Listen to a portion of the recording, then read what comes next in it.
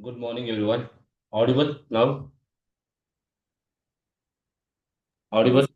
Yes, yes, sir. There was some technical issue. That is the reason. Mic was not working. Now it's okay. Chalo. Good morning, everyone. Good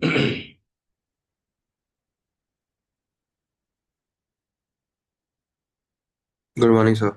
morning. Good morning, sir. Good morning.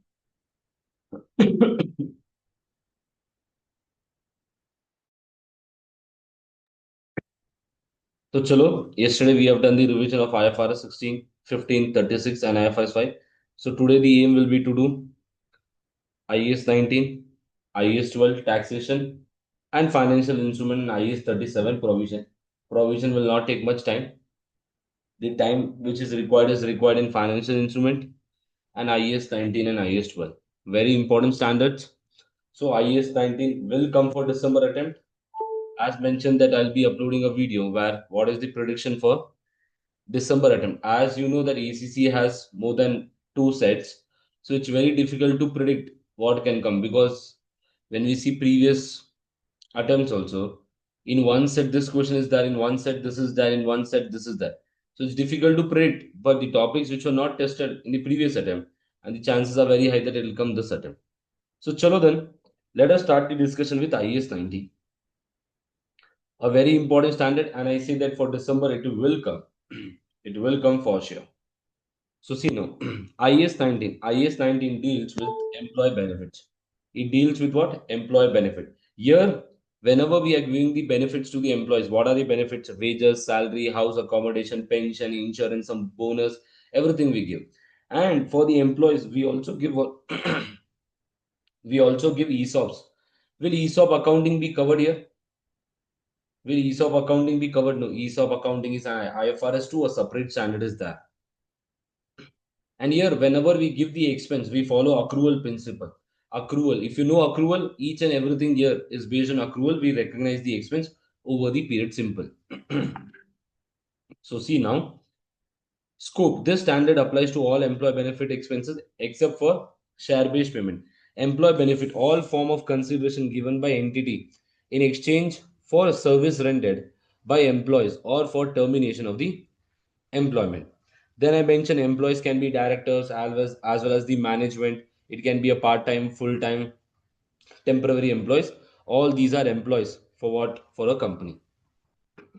So what are the four types of benefit? The four types of benefit are short-term employee benefit, long-term employee benefit, post-employment benefit plan, and termination benefit. The important year for your exam is third one, post-employment benefit. The others are also important. We have seen once long-term benefit being tested in your exam in one of the past papers. Termination benefit has been tested two times. Short-term employee benefit also has been tested once. So short-term benefit means what, sir? The benefit which is provided for less than 12. Less than 12 months means what? Which is paid within 12 months. Today is the year end. So within 12 months we are making the payment. That is known as short-term. So see, short-term benefit includes that the payment is expected to be settled within 12 months after the reporting period, like wages and salary, bonus, short-term compensation leave, etc. And how do we recognize this? We recognize this as an expense in P&L under operating category. Will present value concept apply to this? Present value concept will not apply to this. Simple.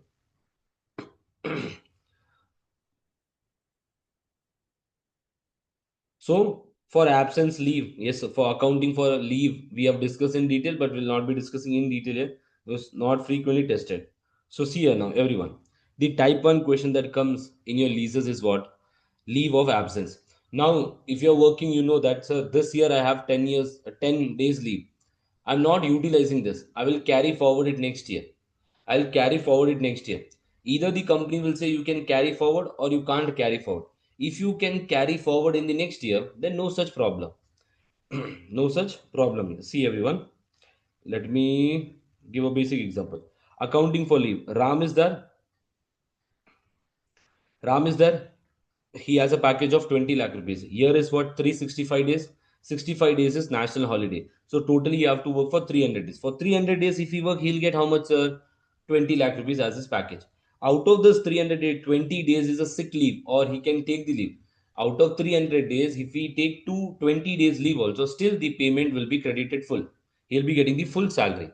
So even though Raju will Ram will work for 280 days, what is the salary he'll be getting? 20 lakh rupees is the salary which he'll be getting. Yes, sir.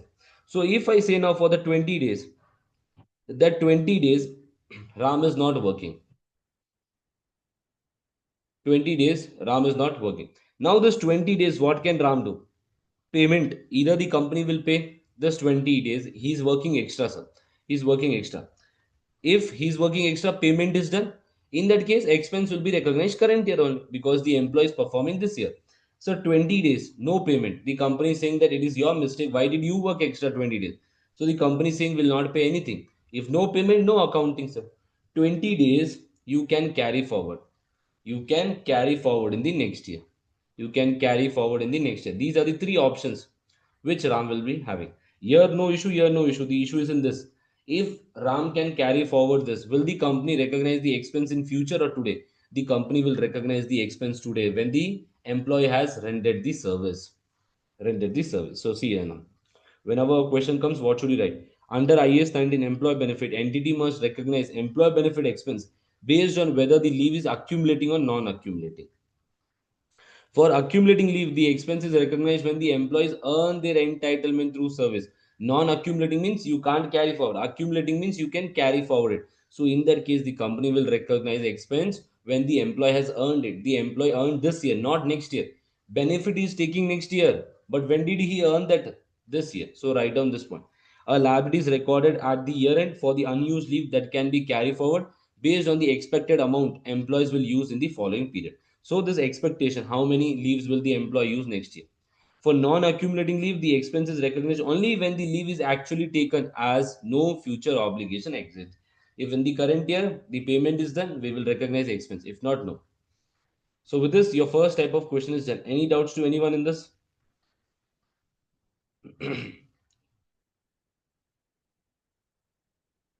So chalo now, everyone. Leave absence we have done. Questions also, yeah. Then coming to bonus, sir. Bonus, how will the company pay? An entity recognize the expected cost of profit. So on the profit, they will calculate the bonus and they will do the payment. So what is the when they will recognize when the entity has a present obligation, sir, and the amount can be estimated. So see here now, debit employee benefit expense, credit provision because they have to pay in future. They record it as a provision. Once the bonus is paid, debit provision, credit cash is going out. So in bonus calculation, what should we keep in mind? We should keep in mind how many employees are there. Simple. Then, sir, coming. So the first one we have completed. The first one was our short-term benefit. Now we are starting with the post-employment benefit. The post-employment benefit plan, which is very important for your exam. There are 8 to 9 questions in the past papers, which we have done in a regular class, each and every question. Here also, I'll take 1 or 2 questions so that you have a strong grip regarding this topic again. Chalo then. So I mentioned that in post-employment benefit plan, we have seen there are two types of plan. One is what defined contribution plan. Defined contribution plan means what? The employer will only contribute the money. I am working for HDFC Bank. HDFC Bank will only contribute my money to the government, or they will give to the LIC, they'll give to the government. So whatever the benefit which I get, it is based on my thing, my luck. Either I'll get 1 CR or either I'll get 100 CR or either I'll get zero. Will HDFC Bank take the risk? No, Baba. HDFC Bank will not take the risk. Simple. So defined benefit plan. In defined benefit plan, what can we see? In defined benefit plan, HDFC Bank has promised me that after 30 years, you'll get for sure 1 CR. You'll get for sure 1 CR. Now, if the amount which HDFC Bank has contributed to the government or to LIC, etc., the fund has not been properly managed. The fund has not been properly managed. The value is only 50 lakhs, but extra 50 lakhs HDFC Bank will give me. So in this case, defined benefit plan, what do we see? That the obligation is what? Not defined. In contribution plan, the obligation is defined here. So what is the accounting for contribution plan? The accounting for contribution plan is very simple and straightforward. Very simple and straightforward.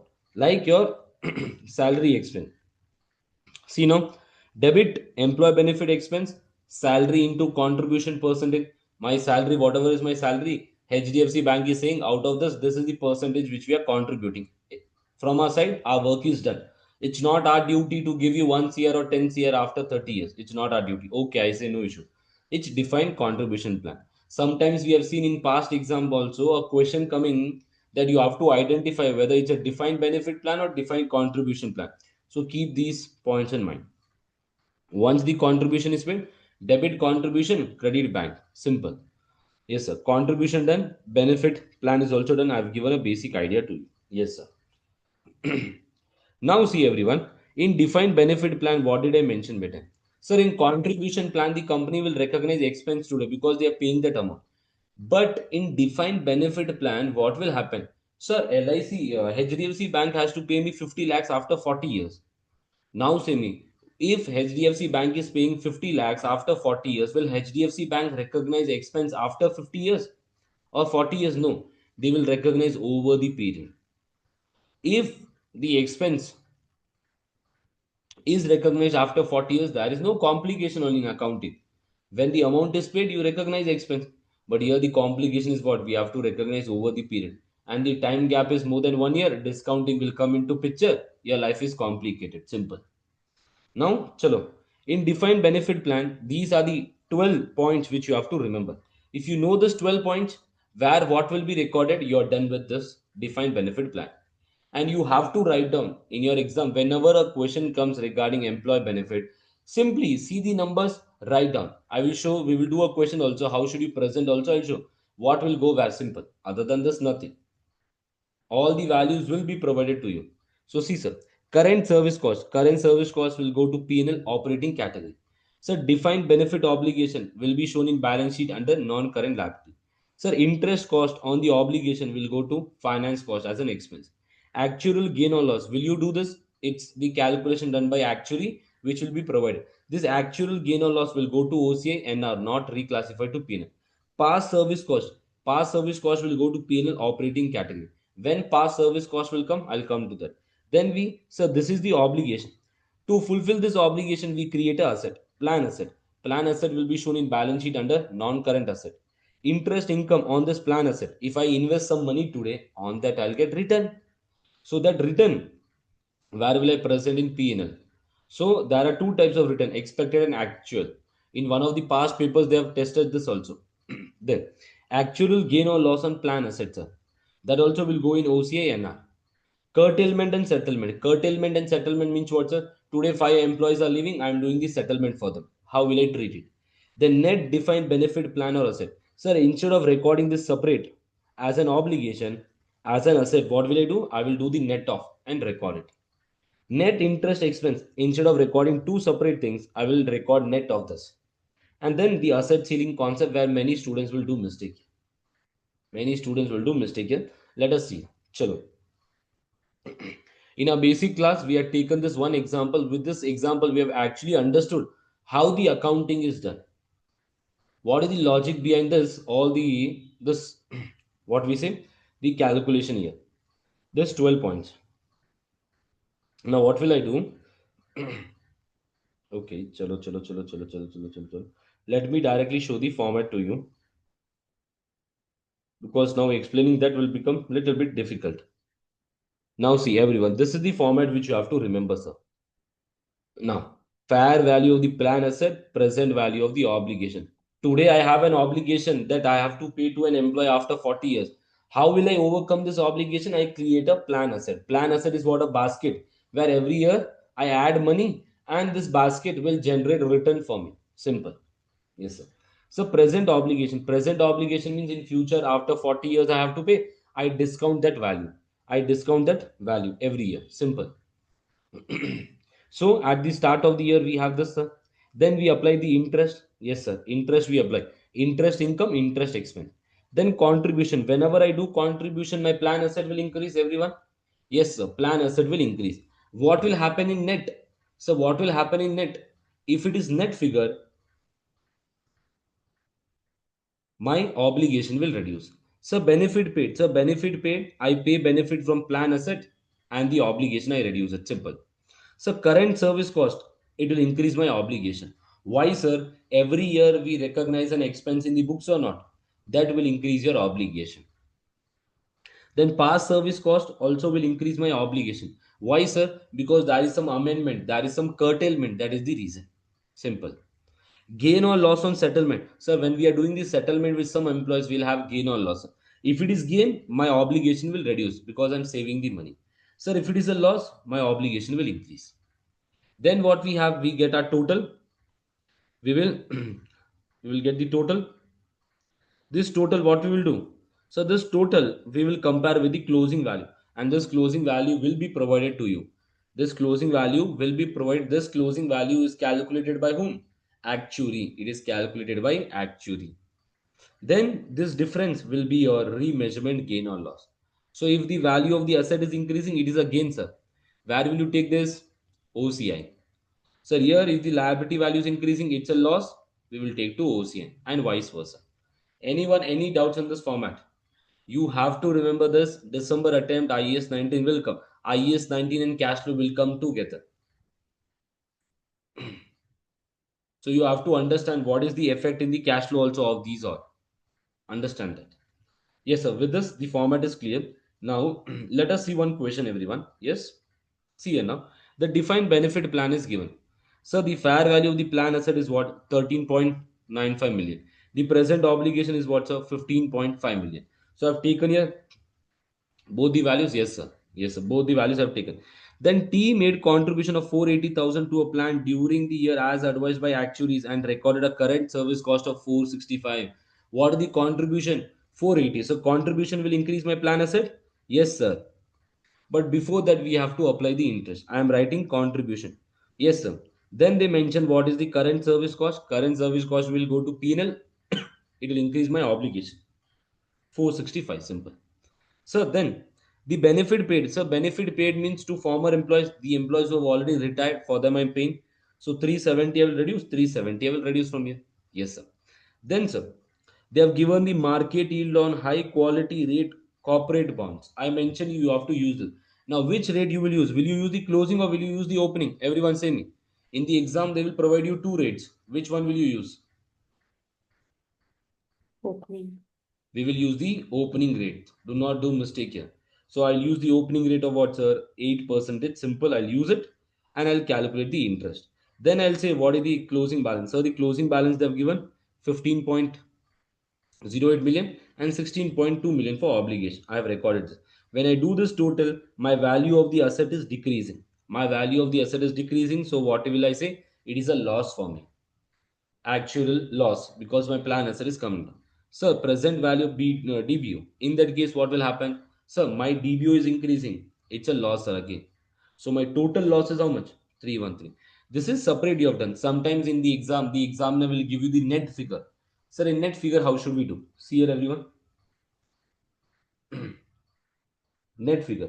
Sir, if we do the net, what is the net coming? My obligation is more. So it is a liability. I am writing liability in positive number only. Then, sir, interest is also more. It is increasing my obligation P&L, finance cost. Contribution 480. Contribution will reduce my obligation 480 minus. Then current service cost will increase my obligation. I've added it. Benefit will have a zero impact. Yes, sir. Then next one. Then this, if you see this, how much is the balance? 1540. And here the net loss is what? 313. My loss is increasing. My value of the obligation is increasing. Simple. So with this we get. So this will be presented in balance sheet under non-current liability as employee benefit, this one. So with this, I hope you have a idea how to do the things. Then coming to curtailment and settlement. So the curtailment and settlement, every attempt we have seen one or the other adjustment will be regarding curtailment or settlement if IAS 19 comes into picture. So curtailment means what, sir? Cancellation of the plan. Employees are there with me. Some employees are there. I am saying to the employees that I am cancelling your plan because the company is into very bad condition, etc. situation. We are cancelling the plan. Okay, when I cancel the plan, what should I do better? Cancel the plan or reduction in the number of employees. Out of 100 employees, we say we give only for 50 employees. In that case, what do we say? Sir, the obligation which is there for 50 employees or 100 employees will reduce. So debit obligation I reduce and it will be a gain or loss on curtailment. Because why it is a gain, sir? Previously we have recorded expense. Now I am reversing it. So I say gain on curtailment or past service cost. So that is the reason you see past service cost. Either past service cost will be on the credit side or on the debit side. So when will past service cost be on the debit side? When there is amendment. When there is what? Amendment. When will the past service be on the credit side? When there is gain on settlement. Remember this? Two different things, bete. Past service cost will amend. If in the question they mention that due to amendment the past service cost has increased, it is an expense. Simple. Then sir, settlement. Settlement occurs when the entity settles the sir plan. ये वाला part एक बार बता दीजिए sir, Okay. Amendment वाला, amendment and gain on settlement. See everyone. When will there be amendment? In our regular classes also we have seen the logic of this amendment. See now. When there will be plan amendment. Today I say that I pay 1% of your salary for the pension. I was paying 1%. Then in the third year I say that you are a very good employee, I will pay 2%. So can I say because of this 2%, the the company will be paying 2% for me at the end? So can I say this will increase my expense? This will increase my expense. So whenever there is an amendment, you need not do this calculation, the value will be provided. So I say amendment because of this 2%. Can I say the company is paying me more? If the company is paying me more, for me benefit, for the company it is an expense. So debit past service cost, I increase into P&L operating category and I increase my obligation. Sir, here, if the obligation is decreasing, instead of 1, they are saying 0.5, sir. In that case, my obligation will come down. In my P&L, I'll reverse the expense which I've already recorded. This is one thing. Then coming to the next thing here. When I cancel the plan, everyone, whenever I cancel the plan, I have recorded previous year expense. I will reverse it. So I say my current service cost, I will credit it. I will credit what? Past service cost. I will credit what? Past service cost. Simple. When reduction is there in expense. So most of the time I've seen 99.99% it is increase in cost on, yeah. Increase in cost. Yes, sir. Then coming to gain on settlement. Yes, you know. Settlement occurs when the entity settles the plan before due date. Before the due date only they settle it. They say the obligation was 20,000, we are only paying 18,000. Sir, obligation was 20,000, we are paying 18,000. That means what? We are doing the settlement, so our obligation is reduced by 2,000 extra. So what will I do? I will withdraw from the plan asset 18,000.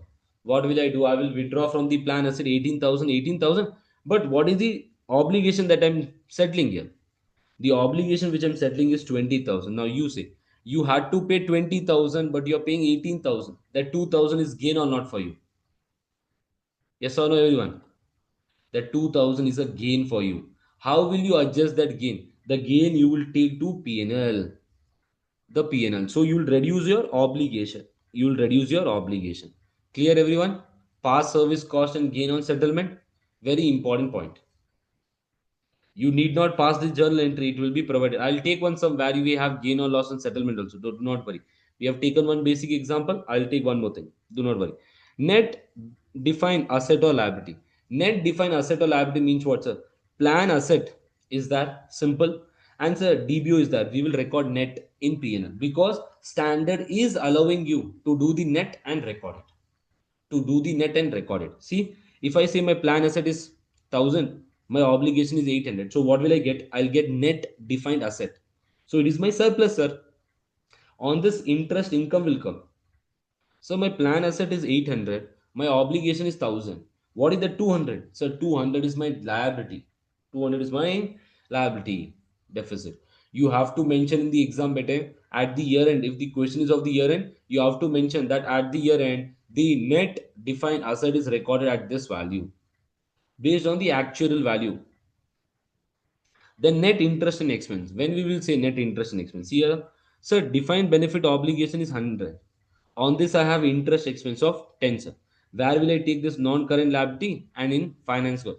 But the standard is saying you can do net off and record it. No issues in that. Plan asset is 80. Sir, interest income is 8, sir. So now you only say me 10 is my expense and 8 is my income. In that case, what this will be? In that case, what this will become? It will become an interest expense, two interest expense in financing category. In what? In financing category. Yes, sir. This is done. Now everyone see this question where you have gain or loss on settlement, etc. AA operates a defined benefit scheme for its employees but has yet to record anything for the current year except to expense the cash contribution, which were 18 million. The opening position was a net liability of 45 million. So 45 million is the net liability. Yes, sir. Then, which is included in non-current liability in A's draft books. In tray is draft books. Then they mention the current service cost. What is the current service cost? So the current service cost is 15 million. And interest rate on good quality corporate bond was 8 at the start and at the end is 6%. The examiner will give you both the person. You have to take the start rate. So current service cost will go to P&L as an operating expense, 15 million. Yes, sir. In addition, a payment of 9 million was made out of the cash of pension scheme in relation to the employees who left the scheme. Okay. Sir, some employees are leaving. For them, we are paying how much? 9 million. The reduction in the pension scheme liability as a result of the curtailment was how much? 12 million. My obligation is reducing by 12, but I'm paying 9. That 3 million is what for me? You only see. That 3 million is what for me? Gain. Gain. Why gain? So how will I record this gain, sir? See, so 12 million, 12 million minus 9 million. 3 million is a gain for me. 3 million is a gain for me, sir. So see everyone now. Calculate the gain or loss on remeasurement. Then they mention the actually valued the deficit of 51. It's just a deficit. So see, sir, liability was 45. Sir, interest at 8% will increase my obligation. Write down this. The interest expense will go to financing category in the P&L and it will increase the obligation. So current service cost was how much? For 15 million. So this also will increase my this one. Cash contribution was how much? So cash contribution was 18 million. So cash contribution will reduce my obligation. Gain or loss, sir, it was a gain, it will reduce my obligation 3 million. See, gain will reduce your obligation, loss will, you should add it. So sir, then 51 was the closing balance. Now you only say how much is increase in the liability. The increase in liability is 8.4. Where will you record this? In OCI as a loss, sir.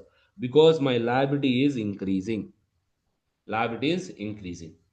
So with this, the gain or loss on settlement, we have done this one question. Then payment made in between, we have done on Excel. This was one of the homework question. Yes. Then coming to the next thing. Then coming to the asset ceiling concept. What does asset ceiling says? Now, when will you apply the asset ceiling? Asset ceiling will apply when surplus is there. Asset ceiling will apply when, sir, when surplus is there. Surplus will happen when, sir, my plan asset is more, my obligation is less. So see, example.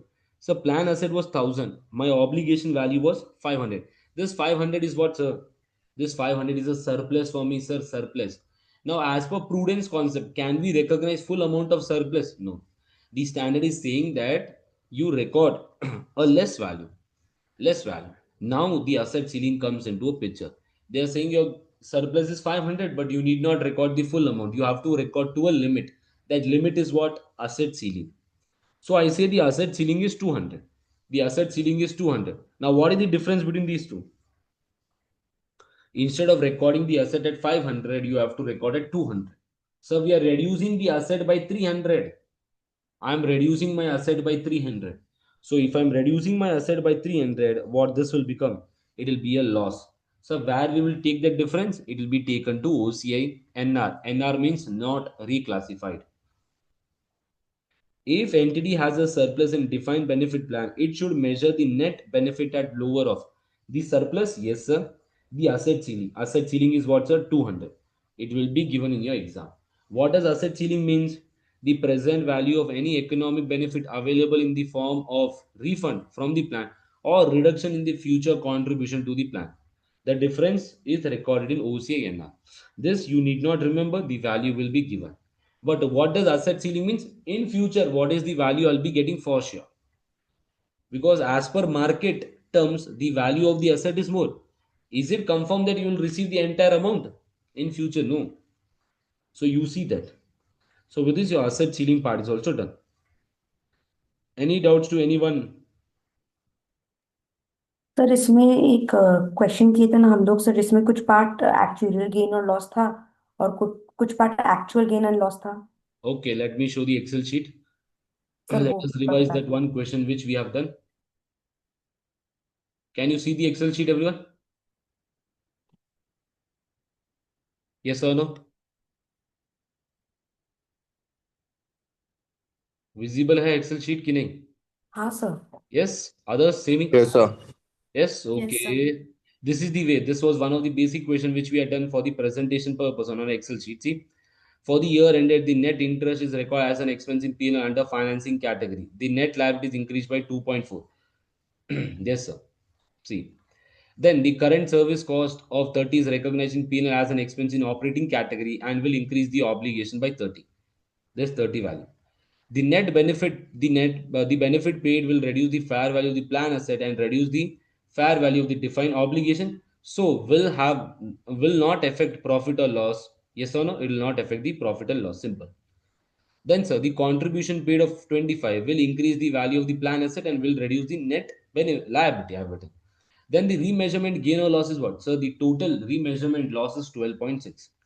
The remeasurement loss, gain or loss is recognized in other comprehensive income and will not be reclassified to P&L. And the net remeasurement loss is of 12.26 in OCI. The net defined benefit liability of 80 will be recorded under non-current liability in the statement of financial position. You have to mention bare minimum 6 to 7 sentences. It will come right down simple. Then this was one of the question which you had done between the payments. Okay, then coming to this one question. See everyone, the asset ceiling thing. I say that as company manages a defined benefit plan for its employees. At 1st January 2008, the fair value of the plan asset was determined to be 137 million and the present value of the financial liability was 122 million. The asset ceiling has been calculated 4 million. Can I say on the 1st January only asset ceiling is given of 4 million? Yes, sir. The discount rate of the coupon rate is 4 million. Okay. The cash contribution is 7. During the cash contribution is benefit paid is 6. Current service cost is 5. At the year end, again they have given the value. At the year end, the asset ceiling has been calculated 11 million. Okay, at the start, sir, the asset ceiling was 4 and at the end it is 11 million. Yes. During the year, there was a plan curtailment which resulted in gain on settlement of 3 million. Okay. They are saying what? During the year, there was a plan curtailment which resulted in a gain. Okay, sir, gain is also there. Immediately after the curtailment, the actuary valued the plan asset and liabilities at 148 million and 136 million respectively. Yes, sir. So I say that there are two questions which you should do and go before the exam. This question number 3 and one question from your March June 2025 paper. You can do so that each and everything will be covered. Now, chalo, let us see here now. See now. Plan asset was how much? Sir? Fair value of the plan asset was 137. If you can see, obligation was 122 on the first day. First, I will do normal accounting. I will not keep anything in mind about asset ceiling. Let us do the normal accounting first. Do normal accounting, then let us go step by step. Sir, interest rate. What was the rate here? 4%. So, what did I do? See here. This into 4%. This into 4%. Sir, contribution will increase my plan asset. Yes, sir. Current service cost was how much? 5 million. It has increased my obligation. Then, sir, benefit paid will reduce both the things. Yes, sir, we know that. Gain on curtailment, sir, 3 million will reduce my obligation. So, this is the figure which I have got here. These are the figures which I have got here when I do the total. So, then this is the closing balance. Yes or no? The closing balance is how much? The closing balance which is provided in the question was how much? If you can see, see, 148 and 136. I have taken that. So my plan asset is increasing. Sir, if the plan asset is increasing, it is a gain, sir. It is what? It is a it is a gain. Simple. Sir, what is happening to my obligation? Everyone say me. My obligation is increasing. It is a loss in OCI. It is a loss in OCI. Sir, now let us do the net off. Let us do the net off. Sir, what is this net off, sir? Plan asset. Plan asset is more. Can I say it is what, sir? plan asset is, which plan asset? It is surplus. Yes or no? It is surplus here. Is surplus. Now, what is this, sir? 5. It is increase, sir. Then 7. Then 5 negative. Because this current service cost will reduce my plan asset. Then, sir, this will become 0. Gain on curtailment, I will add it. Simple, sir. How much is the value? 20. And what is the value as per this? 12. So, how much is my net loss? My net loss is how much? So, net loss is 8.6. Your net loss is what, sir? 8.6. Any doubts to anyone till here? It was basic. We have done 3 questions within the class. I will revise 3 questions. Other than this, there should be no doubt. Why? Because I'm saying 100% that IAS 19 will come in one or the other set. It's for sure. Then, sir, asset ceiling. Asset ceiling, sir. What is the asset ceiling on the first day? On the year, starting of the year, my asset ceiling was how much, everyone? 4. So, my surplus, sir, whenever surplus is that, asset ceiling will come into picture. So I say my asset ceiling is 4. What is the difference between this 11 and 4? 4 and 15? 11. So where will I take this? OCI, simple. Now see now, everyone. So we have done the net, now the asset ceiling. Now after the net asset ceiling, what will be the calculation? So this was 0.6. How much is the interest on this 11? This value. But what is the net of after considering the asset ceiling? So asset ceiling should be taken care at the beginning also, at the end also. But your value in the balance sheet is how much? 4 only. On that 4 only we should recognize what? Interest. So that is 0.16. Then sir, 7 is the cash contribution. It will be same. It will not affect anything. Then sir, current service cost. Will it affect? Nothing. There will be no such effects. Then 5-year negative, 0 and 3. Because all these are current year figures. That is the reason. Current year figures. Then sir, what is this? My asset ceiling is, my ceiling adjustment is coming to 11.44. Here how much is my value? 9.16. 9.16. Here we had a loss of, here we had the value is 12. What is the asset ceiling here again? See, asset ceiling was 11. So at 12 is there. 12 and 11. At what value you will record? You only say me. At lower. So what is the lower figure here? So lower is what? 11, sir. We should recognize 11, not 12. So I recognize at 11. So how much is the increase here? So the increase is how much? 1.4. 1.84 is the increase. 1.84 is the increase. If without ceiling adjustment, what is my net loss? 8.6. After ceiling adjustment, what is my net gain? It is a gain of 8.14. So that is a difference. So if without applying the asset ceiling, my net loss is 8.6. After applying the asset ceiling, what is my gain? It's 8.14. You have to mention both these sentences. You have to mention both these sentences. Here we have done the asset ceiling part. Now a same question is there in your exam kit also. You can try it out. I think Columbia company, you can try it out. So with this part is clear. Okay, then let me stop sharing the screen. Sir ये वाला नहीं पूछ रही थी मैं. नहीं तो sir एक क्वेश्चन था ना जिसमें सर एक्चुअरियल गेन था और एक्चुअल गेन का डिफरेंस निकाले थे हम लोग. अरे that is other question. So with हाँ this, sir. this was also a revision of this asset ceiling. I hope there is no doubt. This one, everyone see? Okay, let me spend time and I'll reverse it. Payment made in between. Whenever payments are done in between, what will happen? So there will be a problem. So if payments are done in between, the interest also should be calculated till the date and again revised one. See now, the plan assets were 4.1 and on 1st February and the plan obligation is 4.8. So I've recognized 4.1, 4.8. The company paid a contribution of 680 in lump sum on 1st February. The contribution we have paid. If I paid the contribution, my plan asset will increase. Simple. On 1st February. Your contribution is done at the beginning only. So see the dates if the contribution is done at the beginning or at the end. If it is done at the beginning, then interest will be applicable for that contribution also. If I invest a fund today, if I invest money today, on that money also I'll get what? Interest at the year end. Yes. Benefits paid to former employees which amounted to 440,000 were paid in two equal installment on 31st July and 31st January. So this 440,000 we are paying in two installments. So I am dividing it into two. So the benefit paid will be what, sir? 440 divided by 2 will be two payments on 1st July. So for how many months I'll calculate the interest? February, March, April, May, June, July. 6 months interest I'll calculate. So 6 months we have done. Then what will I say? My benefit paid is what? 0.02, 0.02 it reduces. So I get my new value as what? New value after the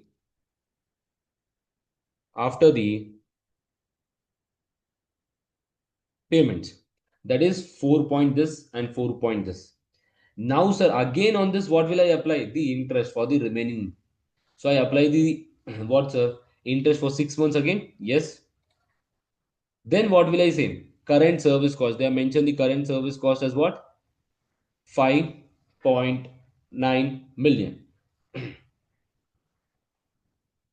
The current service cost is calculated 4.2 of the this salary and wages. So if you can see, I have calculated 4.2 percentage here. It's the calculation here. They have given the salary and expense. You have to calculate percentage of that. Directly the value is not given. You have to take that figure and multiply this. We have done this part.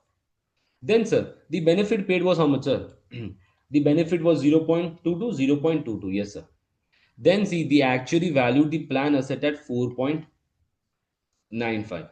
Actually valued the plan obligation at 4.95. They have given the obligation value. They have given the obligation value. Have they given the value?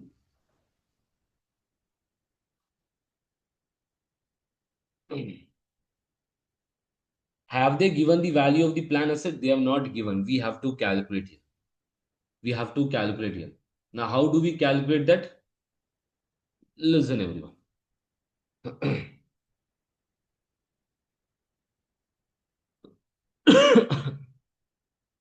See now, the formula. What is the formula for actual return? The formula for actual return is what? Expected return plus actual gain or loss. What is the formula? The formula for actual return is what? Expected return plus actual return. Expected return plus actual return. Now here,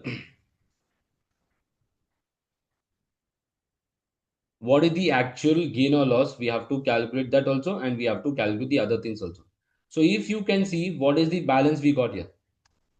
This is the carrying amount. This is the carrying amount we got at year end value. This is with the actual gain or loss. Now, see, have they mentioned anything else here in the question? They mentioned that the yield on the high quality corporate bond was 6% and the actual return on the plan asset was 282. 282 is the actual return. So, sir, what are the formula for actual return? Actual return is expected return plus actual gain or actual loss. That means whatever interest element we have plus what? Interest element plus or minus the actual gain or loss. Actual gain or loss. They have given this 282. Yes, sir. They have given this 282. Now, what is the expected return, everyone? The expected return is how much here? Your expected return is 284,502. 284,502. So, what is the difference here now? The difference will automatically be your actual loss. So, that is this figure which we have calculated here. This is this figure which we have calculated here.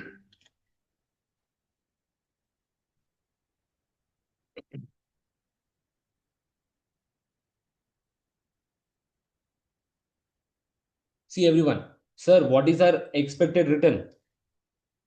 Your expected return is how much? So the return which we got is the interest on that plan asset, that is 0.1434, 0.1411. So this is the interest which we were expecting in the market, that the okay, today I invest in mutual fund, I'll get 12%. So that is this 12% ka return.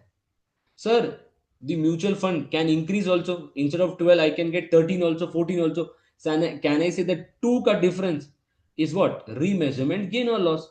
That only we have done. I have compared this figure. I got my actual loss here. So the asset has an actual loss. So my at the year end, my value will become what? The value will become what? The value will become this one. We have to calculate this orange color box here. We have to calculate this orange color box. So remember this formula. Actual return plus is equal to expected return plus actual gain or loss. Sir, actual return will be given in your exam. Expected return, you will take this value which you take in your P&L. Then you calculate the actual gain or loss. Why? So that we get the year-end balance and we get the remeasurement gain or loss. So with this question is also done. Any doubts to anyone? I can't spend more time as it's a revision class. Yes. So with this, what is done? With this, your post-employment benefit plan is done. I have taken 5 to 6 questions because a very important topic for your exam. Chalo, the next one. Sir, coming to the next one, long-term benefit plan. Sir, in long-term benefit plan, what will happen, sir? In long-term benefit plan means the settlement is done after the 12 months from the reporting date. So here the accounting is same. The accounting is what, sir? Same as your post-employment benefit plan. And we have seen one question is that in your exam kit. So let me see what is the name of the question if required. And I mentioned that one question you have to practice. I think it is Columbia Company only. Let me confirm it. Yeah, it's Columbia Company question. Try it out. Where you have what? Net asset ceiling. Net asset. You have asset ceiling concept here. Do this question. And then, sir, in one more thing, that long-term benefit plan I mentioned. No, there is one more question. Question.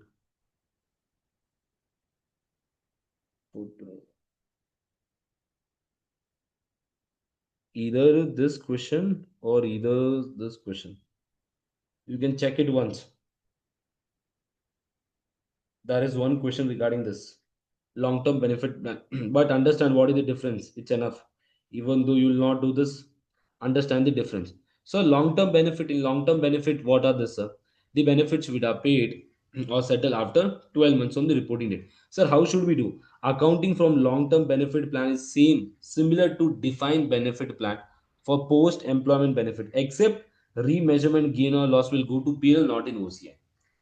There, the remeasurement gain or loss was taken to OCI, but here it is taken to P&L. Simple.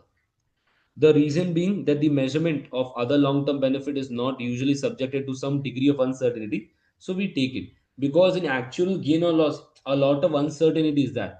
For how many years? What is the lifespan of the human being? All the other things are considered here. Then other things which we record into P&L are this one. So with this, the long-term benefit is also done. Then termination benefit. In termination benefit, what we see? Termination benefit are employee benefit provided in exchange. Yes, sir. When we terminate an employee, we say we terminate an employee. In that case, we provide him what? Some amount. We provide some amount.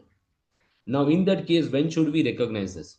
Either entity's decision to terminate an employee before the normal retirement date, employee's decision to accept an offer of benefit in exchange for the termination of employment. Either the entity employee is taking the offer from the company to terminate himself, he will leave the company. This is not required for exam. What is required for exam? Listen. The part that is required for exam is this one. Recognition. 2 times this has been tested.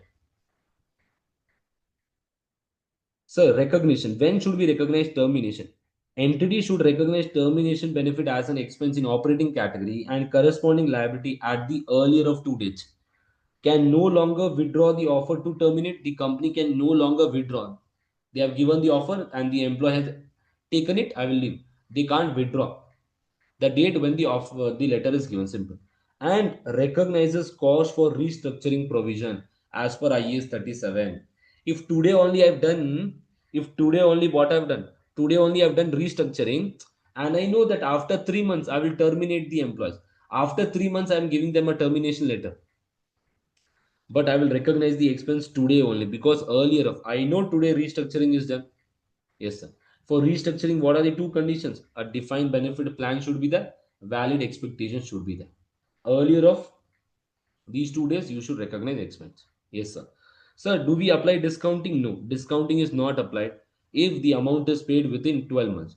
Sir, if the amount is paid after 12 months, this will become a long-term benefit plan. It will become a long-term benefit plan. So this was a question which we had done in the class. So let me revise this also. See, be a public limited entity plans to close a factory in 6 months. At the date, it will terminate the employ of all remaining factory employees. The factory has outstanding contracts to fulfill, so announces a plan that will intensify some staffs to continue working. Each employee who works until the closure of the factory will receive a cash payment of 24,000. So they are saying if the employees are till closure of the factory, they'll get 24,000 on termination date. Employees leaving before the closure date will receive 8,000. So can I say what is the termination benefit here, everyone? So termination benefit is 8,000. At the time of announcing the plan, the entity expects 15 of them to leave.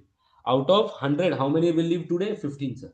But you only say, bete, this 24,000, which is that, this 24,000 also includes termination benefit or not? It also includes termination benefit for 85 employees. Now, what is the standard saying? That this is the salary which is paid for the employee, but termination is also included in this. So, what will I say here now? See, so for 15 employees, what is the amount I should recognize as an expense today? Termination 100 into 8,000, that is 8 lakh rupees as an expense.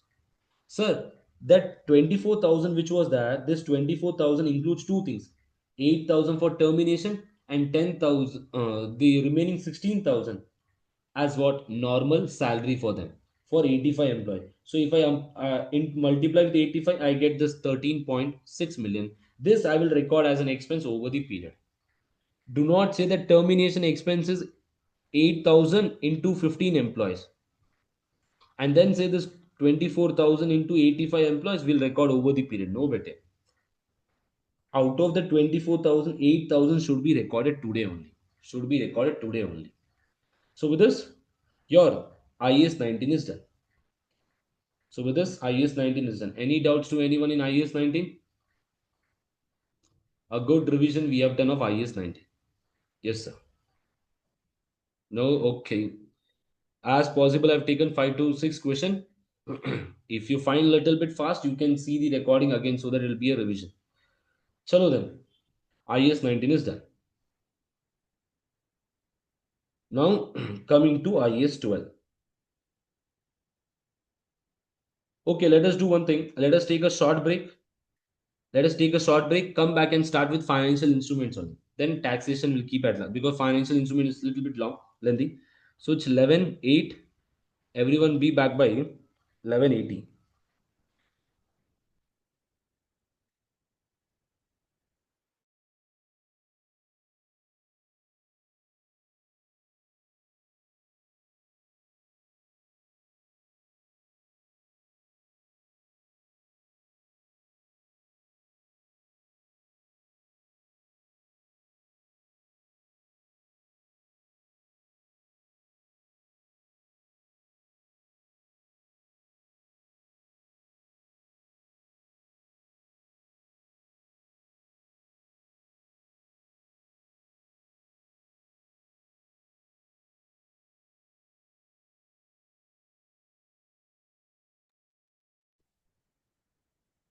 Chalo, everyone come back.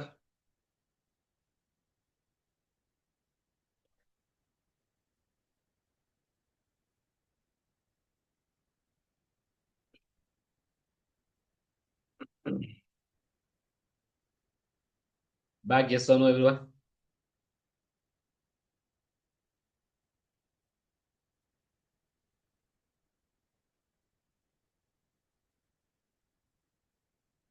Yes or no in the chat box. It's enough.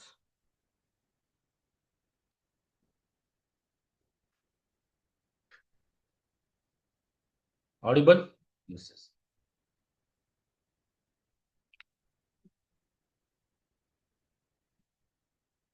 Chalo then.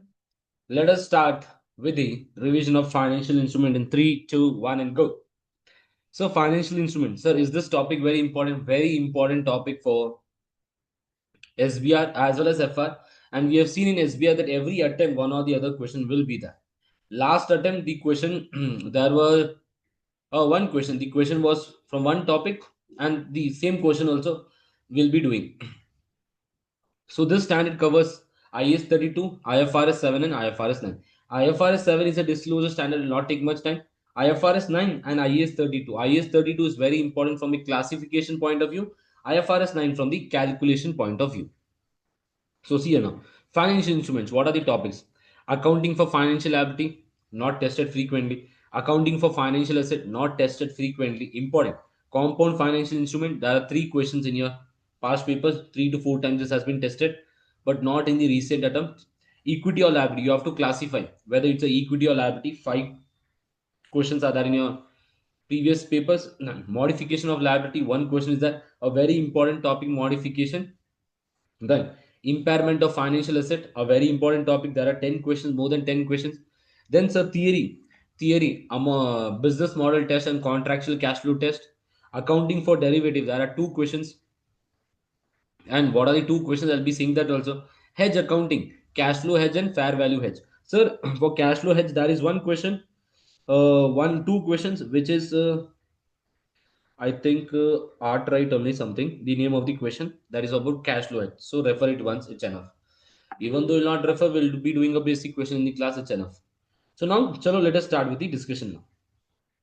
Let us first start with what is the meaning of financial instrument. So financial instrument is what, sir? Financial instrument is a contract, a legal contract, which creates what, sir? Which creates a financial asset for one entity, which creates a financial liability for another entity, or equity instrument for another entity. For one party, it is financial asset. For other party, it is financial liability or equity instrument of another entity. So the instruments are what? Primary instrument, receivable, payable, equity. Derivative instruments are not tested in FR, but very important for SBR. Then note, statutory right or obligation. Sir, I have to receive fund from the government, tax refund, tax to be paid. Will this be covered here? It's not an financial liability or financial asset. It's part of your IAS 12. Simple. Now, let us understand what is financial asset. So, financial asset is what's a cash, my receivable. I have a contractual right to receive cash or another financial asset from another entity. Then, equity instrument of another entity. If I've invested in Reliance company, that is also what? A financial asset for me. Then it's a contractual right to exchange financial asset under potential favorable condition. Betting. If I do a betting, if I'm in profit, financial asset, simple as of now. Then certain contract which will be settled in the entity's own equity instrument. I will get the shares. I will get my own company share. Financial asset. Simple. So financial asset, we have done discussion. Then financial liability. So what is financial liability? Contractual obligation to deliver or another financial asset to other entity. I have to deliver cash to some party, or instead of giving cash, I'll give some financial asset. That is also a financial liability. Then contractual obligation to exchange financial instrument with another entity under potentially, which is potentially unfavorable. Favorable asset, unfavorable liability.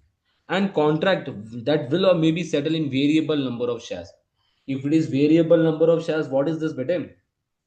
If it is variable number of shares, liability. Sir, if it is fixed number of shares, it is equity. Fixed number of shares, it is equity. There are many questions, so do one question before your exam. The Fernanda company question. Do that Fernanda company. It covers each and everything. It is a very good question regarding financial instruments. Yes, sir. So I hope this is clear to everyone. Variable number of shares, liability, fixed number of shares, it is equity. Then, sir, equity instrument which contract which evidences a residual interest in the asset of an entity after deducting all its liability. Sir, after deducting all the liability, it is what, sir? Equity instrument. Simple. So the examples, we have seen a lot of examples. Will gold be an financial instrument? No, better. Will income tax be? No, sir? Statutory obligation. Sir, will prepaid expenses, will advance received, all this be financial instrument? No, better. Because your obligation is that to deliver goods or service, not cash. Simple. Then coming to the next part, classification. Financial asset, financial liability, equity.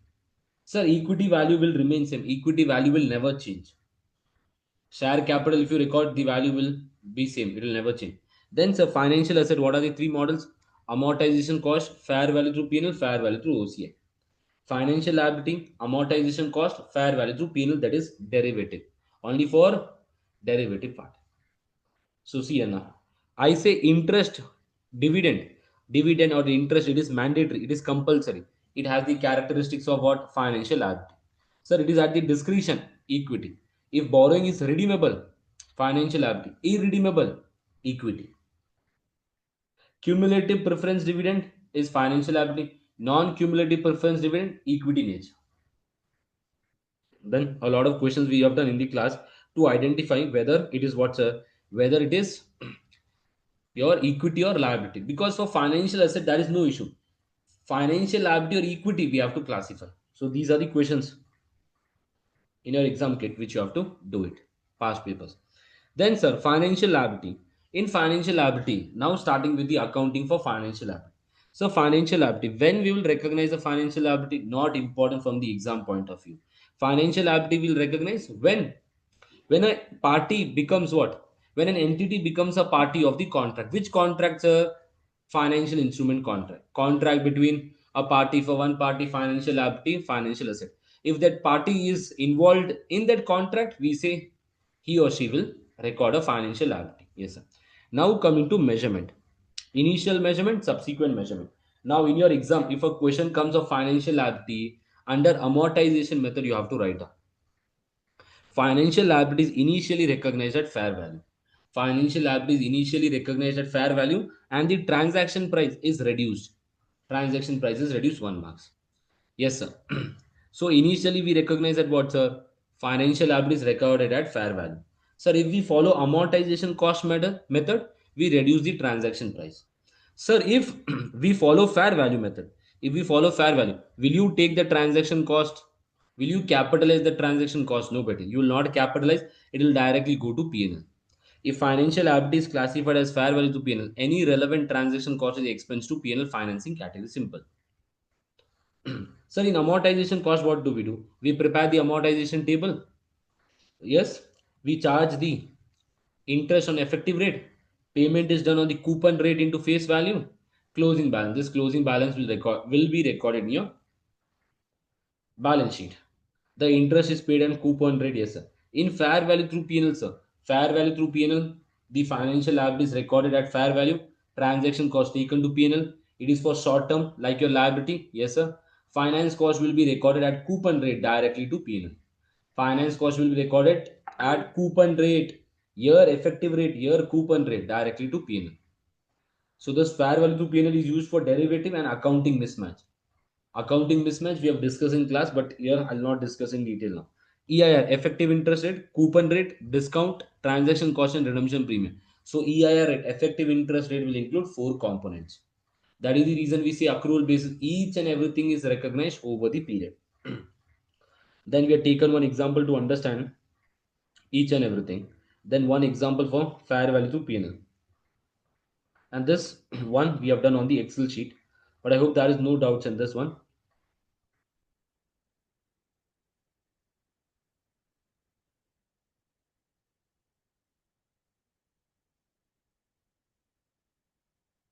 Yes, chalo then now.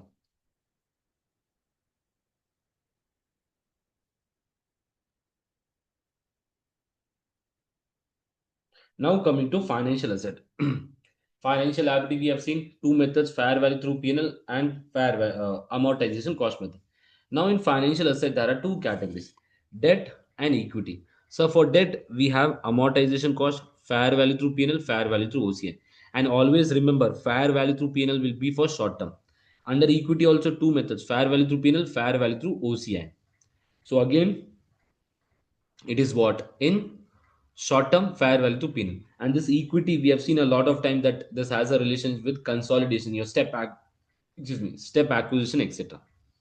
Now chalo, for debt there are three models.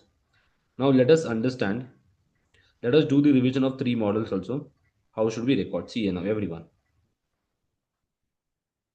this one, if you remember, it's enough.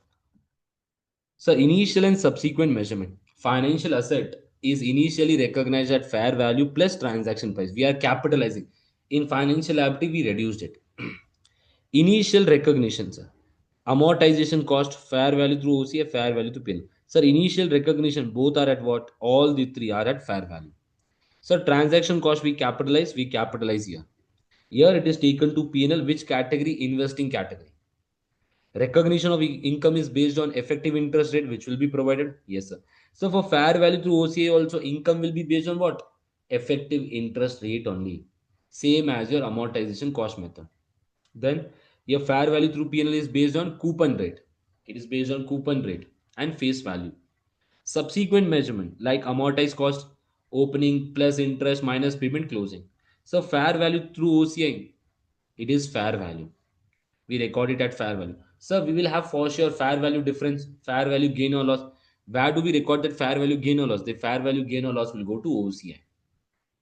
And here fair value will be transferred to P&L. Income and interest amount to P&L, to P&L, to P&L. Which category? Investing category. On disposal, gain or loss is recorded to P&L. Which category? Based on the underlying asset. If it is trade receivable, etc., operating category. If it is debt instrument, investment, investing category.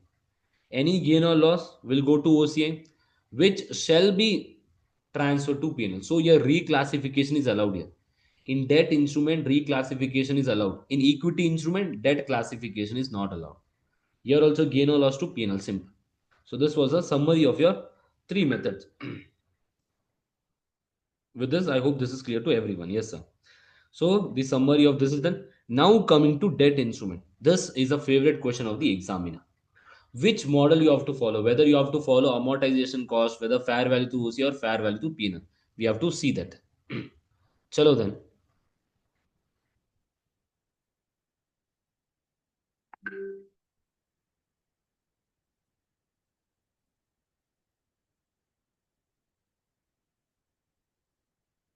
See now, debt instrument. A financial asset is initially recognized at either what? Financial asset. How will you recognize a financial asset? Either we will recognize this at what? Amortization cost, fair value through OCI or fair value to P&L. Now, how should we decide, sir? So, fair value through P&L is a default method for short term. But for amortization cost of fair value through OCI depends upon the test. Business model test and contractual cash flow test. So we have to see whether the conditions are satisfied or not.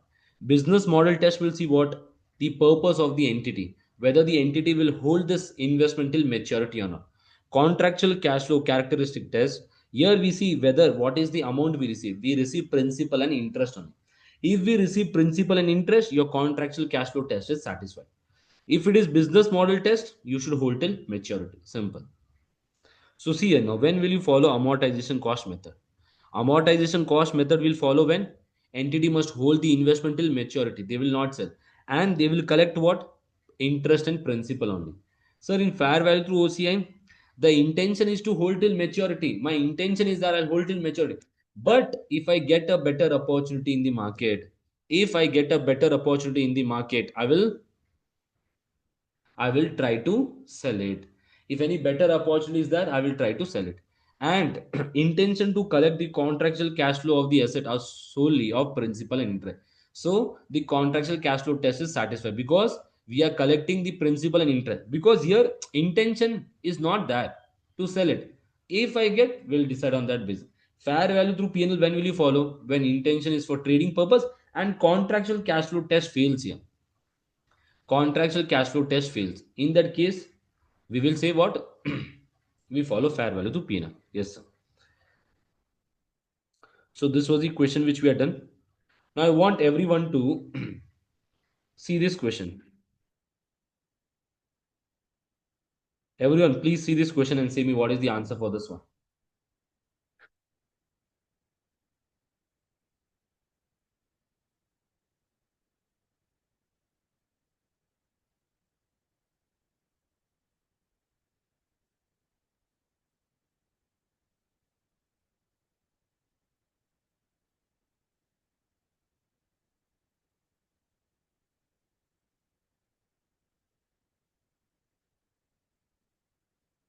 Everyone say me what is the answer for this one. What do you think? Which method we should follow here?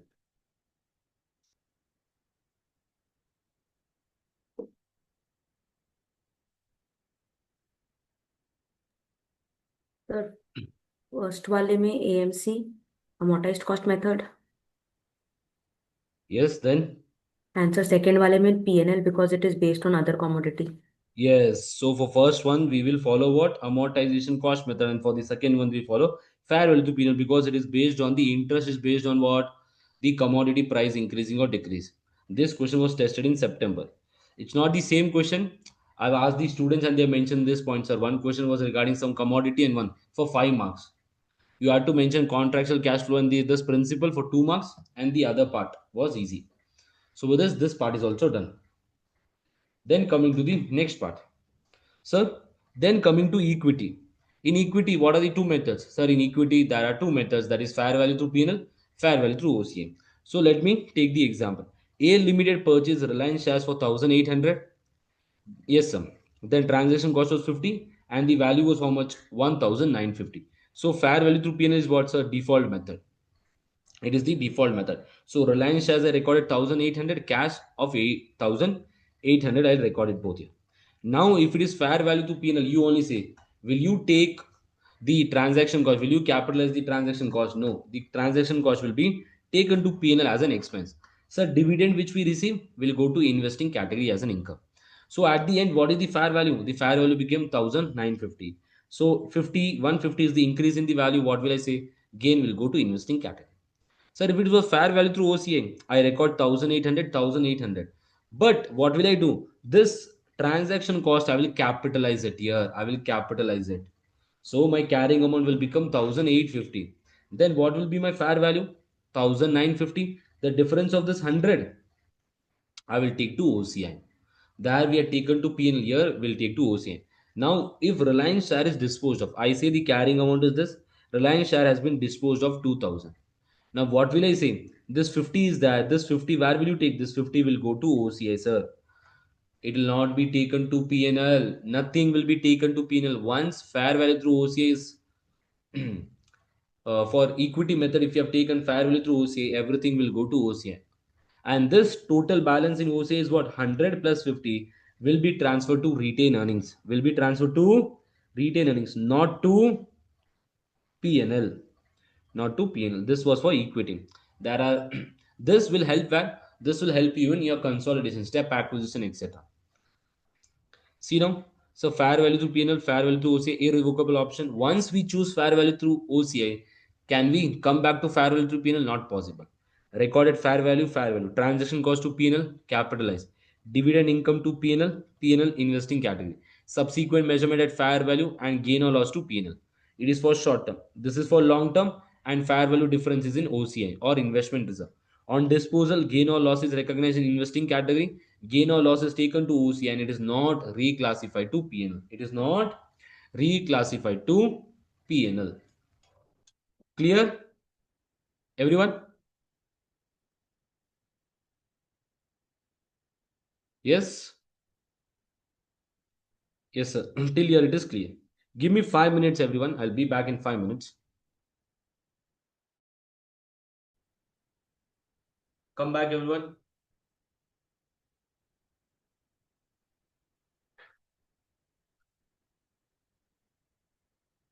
Back. Some emergency was there. Chalo, let us start. I hope fair value through P&L, fair value through OCI is clear to everyone. For asset, financial liability, and equity, sir.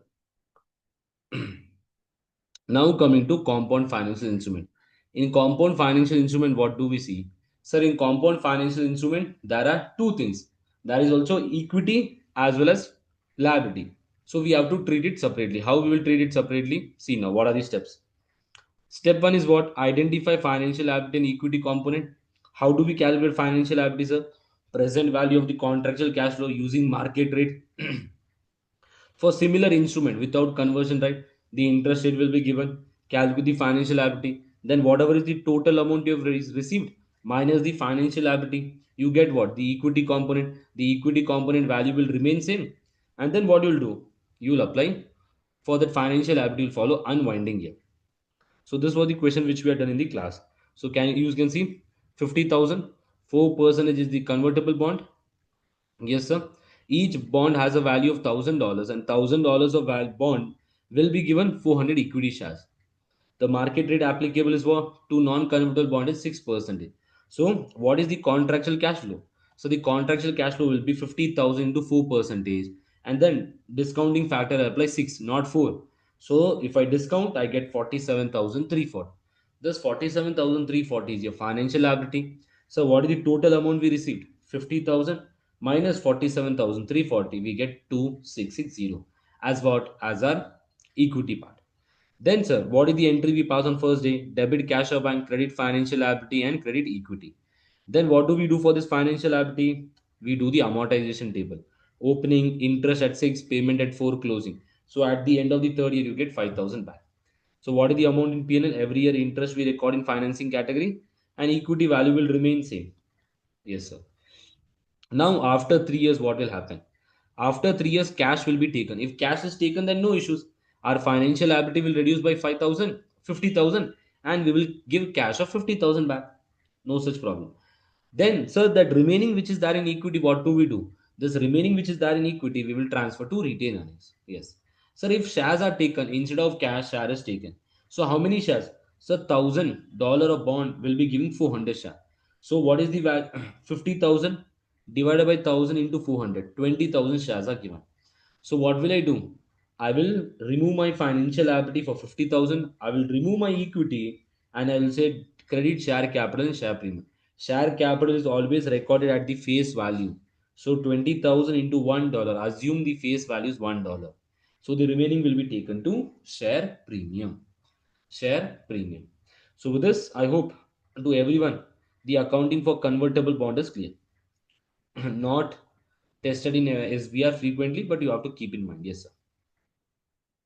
So this also we have done, no issues in this. Now coming to the most important topic. From here, it's your SBR part. So concentrate little bit. Derivative, impairment, and your modification of liability. Chalo.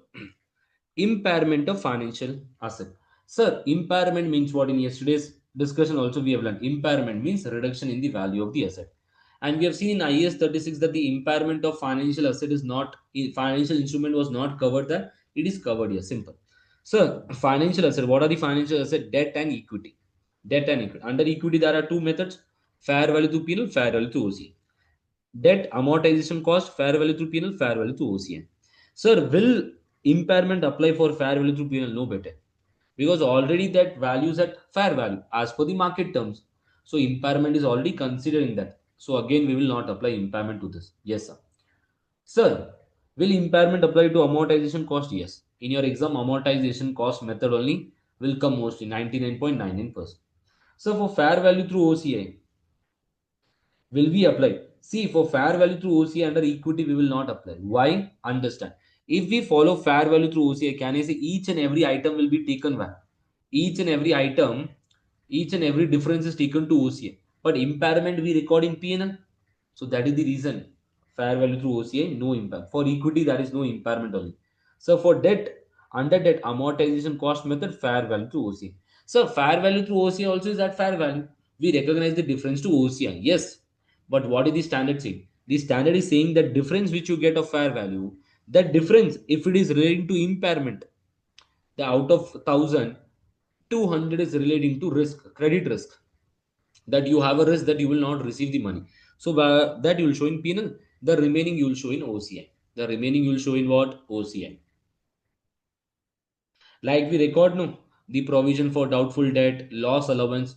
You have learned in your FA and FR that okay, trade receivable is reduced by the amount which we will not receive. But here we are understanding how to calculate this and in detail about impairment. I say an example that we have invested in a bond, in a company's bond, and I'm getting 10 percentage coupon rate, but effective rate is 12%. Now you only say how much will I receive? Every year I have to receive 10,000, 10,000, 10,000 for 5 years, and at the end I will receive my principal amount, the bond amount also 1 lakh rupees. So totally, what will I receive? 1,50,000, 150,000. Sir, but the company is not doing well. So I get to know that I will only receive 5,000, 5,000, 5,000, 5,000, 5,000, and 50,000 of the capital. So I think that I will receive only 75,000. So the difference is of what? That difference is of 75,000. This difference is your loss. Credit loss means a risk that I will not receive my money. So this 75,000 should be recognized into P&L as an impairment loss. But as I mentioned, to make your life complicated, they have introduced what? Present value concept in each and everything. So you will discount this. You will discount this and you will say, what is my loss? 46,360. Can I say this 46,360 is what your total loss? Today, I am assuming that this can be my total loss. On this, you'll apply probability. What is the chances of this happening? First, I mentioned what is the amount. What is the chances of this happening? That also you have to consider. Yes, sir. So this is my total loss. So how did we calculate the loss here? Can I say the loss we calculate as the present difference between what? Contractual cash flow and the amount which we have to receive and the amount which we will receive. The difference between them is impairment loss and we have to discount it. Yes, sir. So see here everyone, the scope now of impairment. Impairment will apply to financial asset, debt instrument and amortization method, fair value through OCI. Lease receivable and trade receivable, for this also will apply impairment. But a simplified approach is given for this, not frequently tested the simplified approach. Note, financial asset fair value through P&L, both debt and equity will not apply. Financial asset fair value through OCI, equity instrument we will not apply. Not required to be tested for impairment. No impairment. Then coming to some few terms. Credit loss. So what does credit loss means?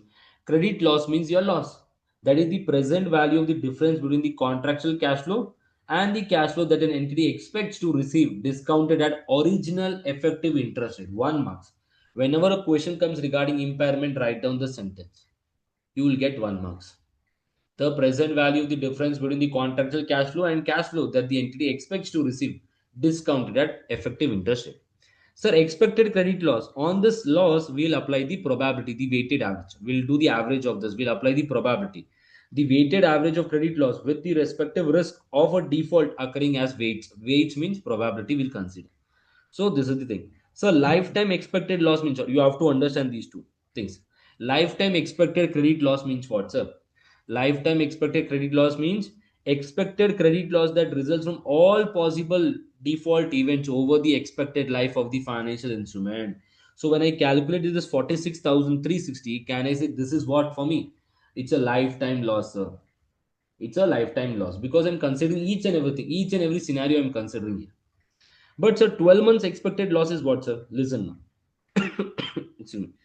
The portion of lifetime credit loss. You have calculated your lifetime loss. On this, you apply the percentage. On this, what you will apply the percentage? What is the default in the coming 12 months? What is the chances of the default in the coming 12 months? What is the event that will occur in 12 months? So calculated by multiplying the probability of default in the next 12 months by the present value of the lifetime expected credit loss that would result from the default. In the next 12 months, how much is my default? Simple. Yes, sir. So see here now losses, everyone. So 12 months expected loss. I am recording only 12 months expected loss. What will I say? Credit risk is normal. What does credit risk means? Credit risk means the risk, sir, whether I will receive the amount or not. I say, okay, sir, the customer is good. Okay, no issue, sir. I know he will pay. But here and there, some other doubt will be there or not on that customer. Yes. In that case, we recognize 12 months expected credit loss. The standard says that each and every item, 12 months expected credit loss should be recognized. So lifetime expected loss, when we will recognize lifetime expected loss? When the credit risk is significant. Sir, my customer will not pay me. I get to know, sir, because his business is very worst. He's not paying to other parties, etc. He will not pay me also. So the credit risk, the asset is credit impact. That means the customer has shut down his business and not in India. I get to know for sure I'll not receive my amount. So full amount I'll recognize as a loss. Simple. Now in your exam, the question can come what? To identify whether the risk is increasing or not. A scenario will be given. The question will say whether risk is increasing. If risk is increasing, so lifetime loss. If risk is not increasing, 12 months loss. So see now. So when we will say the credit risk has increased significantly, management should assess whether there have been a significant increase in the risk of default, significant risk. So that depends on scenario to scenario. But what is the basic presumption that the standard has given?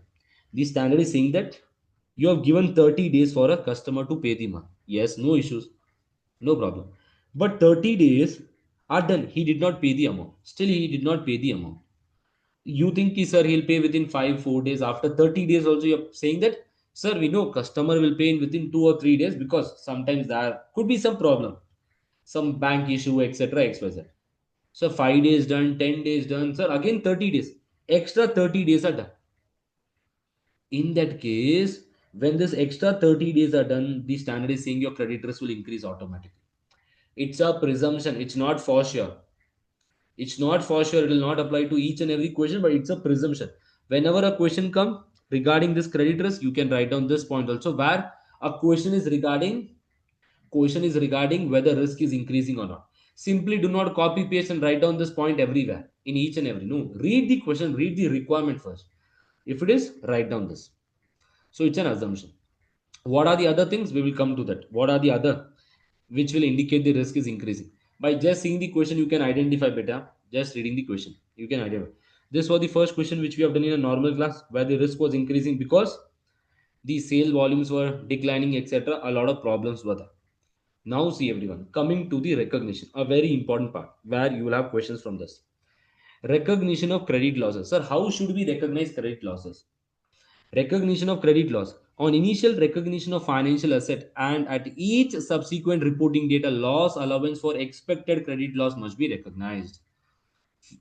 So, at initial recognition as well as subsequent recognition, you have to see whether the risk is increasing or decreasing, and we have to recognize for sure loss allowance.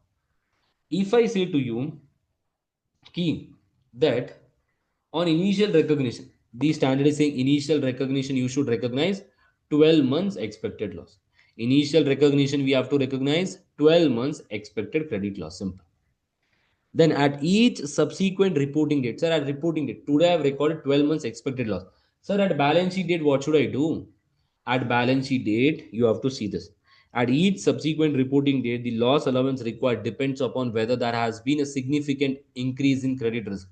If the credit risk is increasing, what should we do? Listen, there are 3 stages. Stage 1, sir. Theory, most of the time I've seen theory only. If a question comes for 8 marks, 4 to 5 marks will be for theory. Write down that much. Even though calculation you don't know, write down this, will get 4 marks. Credit risk has not increased significantly. If credit risk has not increased significantly since initial recognition, recognize 12 months expected loss. Interest income will be recognized on gross amount. Simple. What is this gross amount? I'll come to it. Stage 2. So credit risk has increased significantly since initial recognition, but objective evidence is not there. Objective evidence means the customer is there, he did not shut down his business, etc. He's doing, but he's not paying. My risk is increasing. So I'll recognize a lifetime expected loss, and interest income will be recognized on gross amount. Stage 3, sir, asset is credit impact. I know for sure I'm not receiving the money. Objective evidence, he shut down his business. I'll not receive the money. In that case, recognize lifetime ECL. Here also lifetime, but the difference is what? Interest income will be recognized on the net amount for the future years. Interest income will be recognized on net amount for the future years. Yes, sir. Sir, where do we record this, sir? Impairment. If it is amortization cost method, P&L investing category as a loss. Sir, if it is fair value through OCI, if impairment loss, where will you take it? P&L. If it is because of the fair value, in OCI. So there are two difference I mentioned to you. See, I say carrying amount is 9,800, the fair value is 7,000. The decreases of 1,800. I say out of this, your credit risk is a year. Because of your credit risk, 500 came down. So this 500 will go to what? P&L. Investing category as a loss. And the remaining will go to OCI. So with this, these stages we have done. Any doubts to anyone in stages? I will take the basic example so that you understand what does gross and net mean. See everyone. A is that they have a bond of $100,000. Amortization cost coupon rate is 10. Effective rate is 12%. So then, what is the accounting? 10,000, 100,000, 12,000 effective rate minus 10,000 payment, they get the closing balance. Now here the closing balance at the end, what should I do? At 31st 12 2000 x1 fair asset is at how much? 1,02,000. Now impairment expected loss. I say credit risk not increased. Credit risk is simple only, normal. So I'll recognize 12 months expected loss. Yes, sir. So when I record 12 months expected loss, what will I do? I'll take financial asset minus this 8,000. And what is my net amount which I record into P&L? 94,000. This I will record in P&L investing category. Yes, sir. Now for the next year, interest will be based on gross amount. So gross amount means what? Will you charge interest on 94,000? No. The interest will remain on 1,02,000 only. See now, 1,02,000 into 12% is this, and we got this value. 1,04,240. Again I come and again I assess what is my risk. I say credit risk is increased, but no objective evidence. Objective evidence is not there. I recognize lifetime ECL. My lifetime ECL is 20,000. But out of this 20,000, can I say already I've recorded 8,000 in the previous year? So the remaining in the current year is my loss of 12,000. Is my loss of 12,000. Yes, sir. So what is the amount in the P&L? 84,000 in balance sheet, 84,240. This 12,000 will go to P&L. Sir, then next year, can I say in stage 2 also, will you charge interest on gross or net? We will charge on gross on. So again I will come, sir, the next year interest is what? On this, sir. And I got this amount closing balance. 1,06,749. Now this amount which I got, third year, I say credit risk is increased, asset is impaired. Objective evidence is that. So lifetime loss. I say my lifetime loss is what? 30,000. Out of 30,000, how much is the loss I've recorded? Sir, 20,000. The loss in the current year is how much, sir? 10,000. So 106,749 minus 30,000 as the loss. The net amount is what? 76,749. Now for the next year, the interest will be based on what? Sir, the interest will be based on what? The interest will be based on the net amount. What is the net amount here? This one. Whenever the asset has been impaired, objective evidence is that for sure will not receive this much amount. In that case, what will I say? The next year interest will be based on the net amount, that is 76,749 into 12%, 2910. So with this, your impairment part is completed with a basic thing also. Now see here, for trade receivable, contract asset and lease receivable, a simplified approach is used. A simplified approach is permitted for trade receivable, contract asset and lease receivable. Trade receivable or contract asset that do not have significant financing component under IFRS 15, the loss allowance is measured at lifetime loss. Yes or no? If today you have a receivable, in that case of receivable, what will happen? So receivable, the life is what? Less than 12 months only, no? Whenever we have a receivable, what we say? So we will receive within 1 year. So they say it is better you record lifetime loss, not 12 months loss. Because the 12 months expected loss and lifetime is one only year. Yes, sir. So practical method is what? A provision matrix is prepared this way. They write down the receivables 1 to 30 days due, 31 to 60 days due, more than 60 days.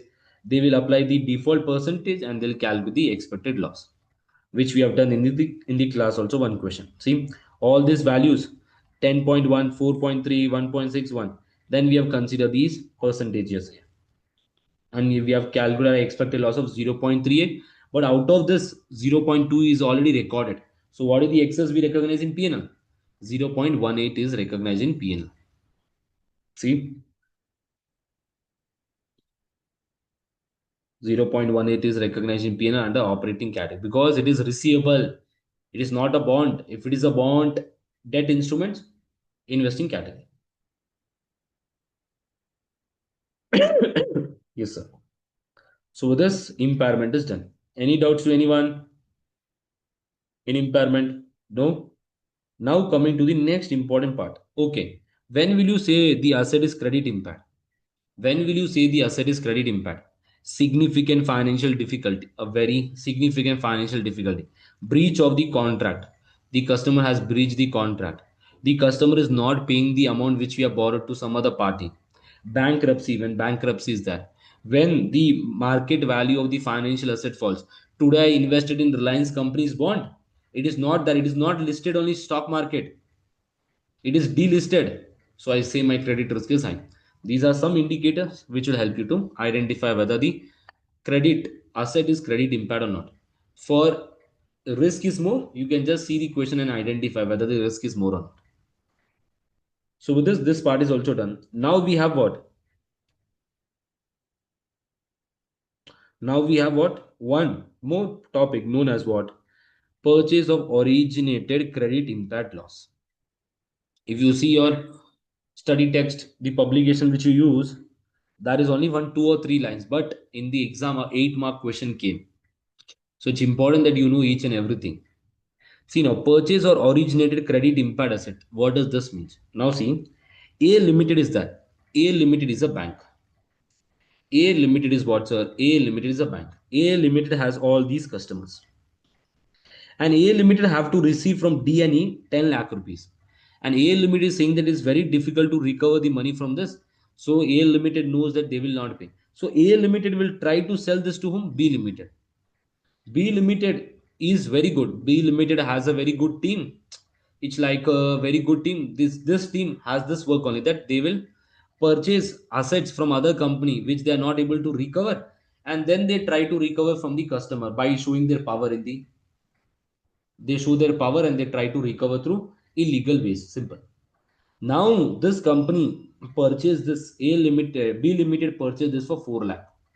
Can I say when B Limited purchased this 10 lakh rupees financial asset for 4 lakh, for B Limited is also a financial asset only. Now in that case, can I say it is a credit impaired asset or not? Already it is impaired. So purchase as financial asset is a credit impact. Now in future they are saying that we will only receive 2 lakhs. This B company is saying, Arey baap re baap, these two customers are very bad. We can't control them. We can't use our power to get the money. Sir, it became 2 lakh. So that 2 lakh is what? A loss for whom? A loss for B company. Initially, will you recognize any loss? Initially, you will not recognize any loss because loss is already considered in this 4 lakh rupees.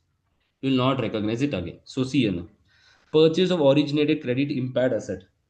Financial asset may already be credit impaired when they are purchased. Initially measured at transaction price without any allowance for ECL already reflected in the purchase price. 1 marks. Initially measured at transaction price without any allowance because already the loss is included in that. Then sir, interest income is recorded on what? Interest income is not recorded on effective interest rate. Interest income is recorded on credit adjusted effective interest rate. This also carries 1 marks in your exam. You have to mention this point. 2 sentences, 2 marks whenever a question comes regarding credit impaired asset.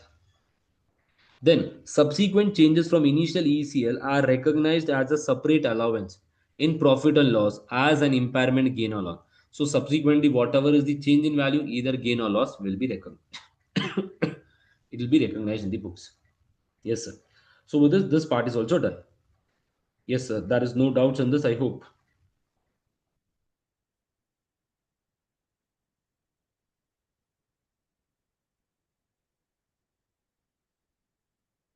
This was one of the question which you have done in the class, but I'll do the exam kit question, only one question. Then fair value through OCA. Any doubts in fair value through OCA? No, sir. See, 950 is the 950 is the fall in value. Out of that, 30 relates to credit loss. So 30 I will take to what, sir? 30 I will take to P&L and 30 I will take to P&L. Okay, sorry, my bad. It is value 1000. From 1000 it became 950. So the decrease is of what? 50. So out of this 50, sir, out of this 50, 30 is what? To credit, it will go to P&L, and 20 is relating to OCI. It will go to fair value decrease OCI. Not frequently tested this topic, as I mentioned, the topic which are frequently tested. Now see everyone. This is the question. September, December 2023. A past paper. Now, J company purchases credit impaired loans and measures them at amortized cost. Credit impaired loans. J company correctly calculates the loss allowance as the change in the lifetime expected credit loss since initial recognition of the asset, which is effectively the change in the estimated cash flow. This is this is also wrong here. On 1st January 2006, J company bought credit impaired loans with a remaining term of 4 years. Okay, they are purchased on 1st January. The term is 4 years. J company paid 32 million, which is equivalent to the fair value. So initially, can I say I will record at 32 million only. Then at 1st January, The remaining contractual cash flows expected to receive on the year end is what? So 2000x6 I will receive 8.8, 2000x7, 2000x8, 2000x9. The credit adjusted effective interest rate for the above cash flow is 3.9. Yes, sir. During the year ended 31st December 2008, 8.8 million was collected. Okay, out of 32, you mentioned that you will receive 8.8, 8.8, 8.8, 8.8. Out of this, the first payment you have received. Okay. Now, then for remaining three, what they are saying, the credit worthiness of the loan has improved. If it has improved, it is a benefit for you. J company now expects that the following cash flow to be collected is what? 10, 10, 10. Now you only say you had to receive 8.8, 8.8, 8.8. But how much you'll receive? 10, 10, 10. Can I say that difference will be what for you? So that difference will be what for you? An increase in the amount. An increase in the amount. So see here now. Answer. As per IFRS 9, financial instrument purchase and credit impaired asset. Credit impaired asset is initially recognized at transaction price with the allocation of expected loss. It is included. Because the expected loss is already included in the purchase. So debit loan, credit cash of 32 million. Then at the year end 31st December 2006, J will recognize interest income of 1.25. Why? Because 32 into 3.9, I mentioned interest income is based on effective rate. Yes. By using credit adjusted effective rate. Yes. What is my closing balance? My closing balance is 24.45. Now, what is happening here, sir? Now, at the year end 31st December 2006, impairment gain will be recognized in P&L as there is an improvement. Impairment loss, no impairment gain. I have a gain here, reversal, improving condition. So the revised expected cash flow it to be discounted using effective original effective rate and compare with the carrying amount at that date. So see here now, everyone. Sir, what is the carrying amount? Can I say the carrying amount will be 8.8, 8.8, 8.8. I discount it at 3.9. I get 24.7, sir. That same thing we have recognized here, 24.45. That is the carrying amount. Yes, because of points difference, it is coming. Do not worry about that. Now, this is the amount I had to receive, but I am receiving this. How much is this? 27.8. But how much is the increase? So the increase is in 3.33. 3.33, what will we do? The increase in the expected cash flow will lead to a gain of 3.3 and must be recognized as an impairment gain in P&L. Which category? Investing category. Investing category. Yes, sir. So debit loss allowance, I will remove credit P&L as a gain.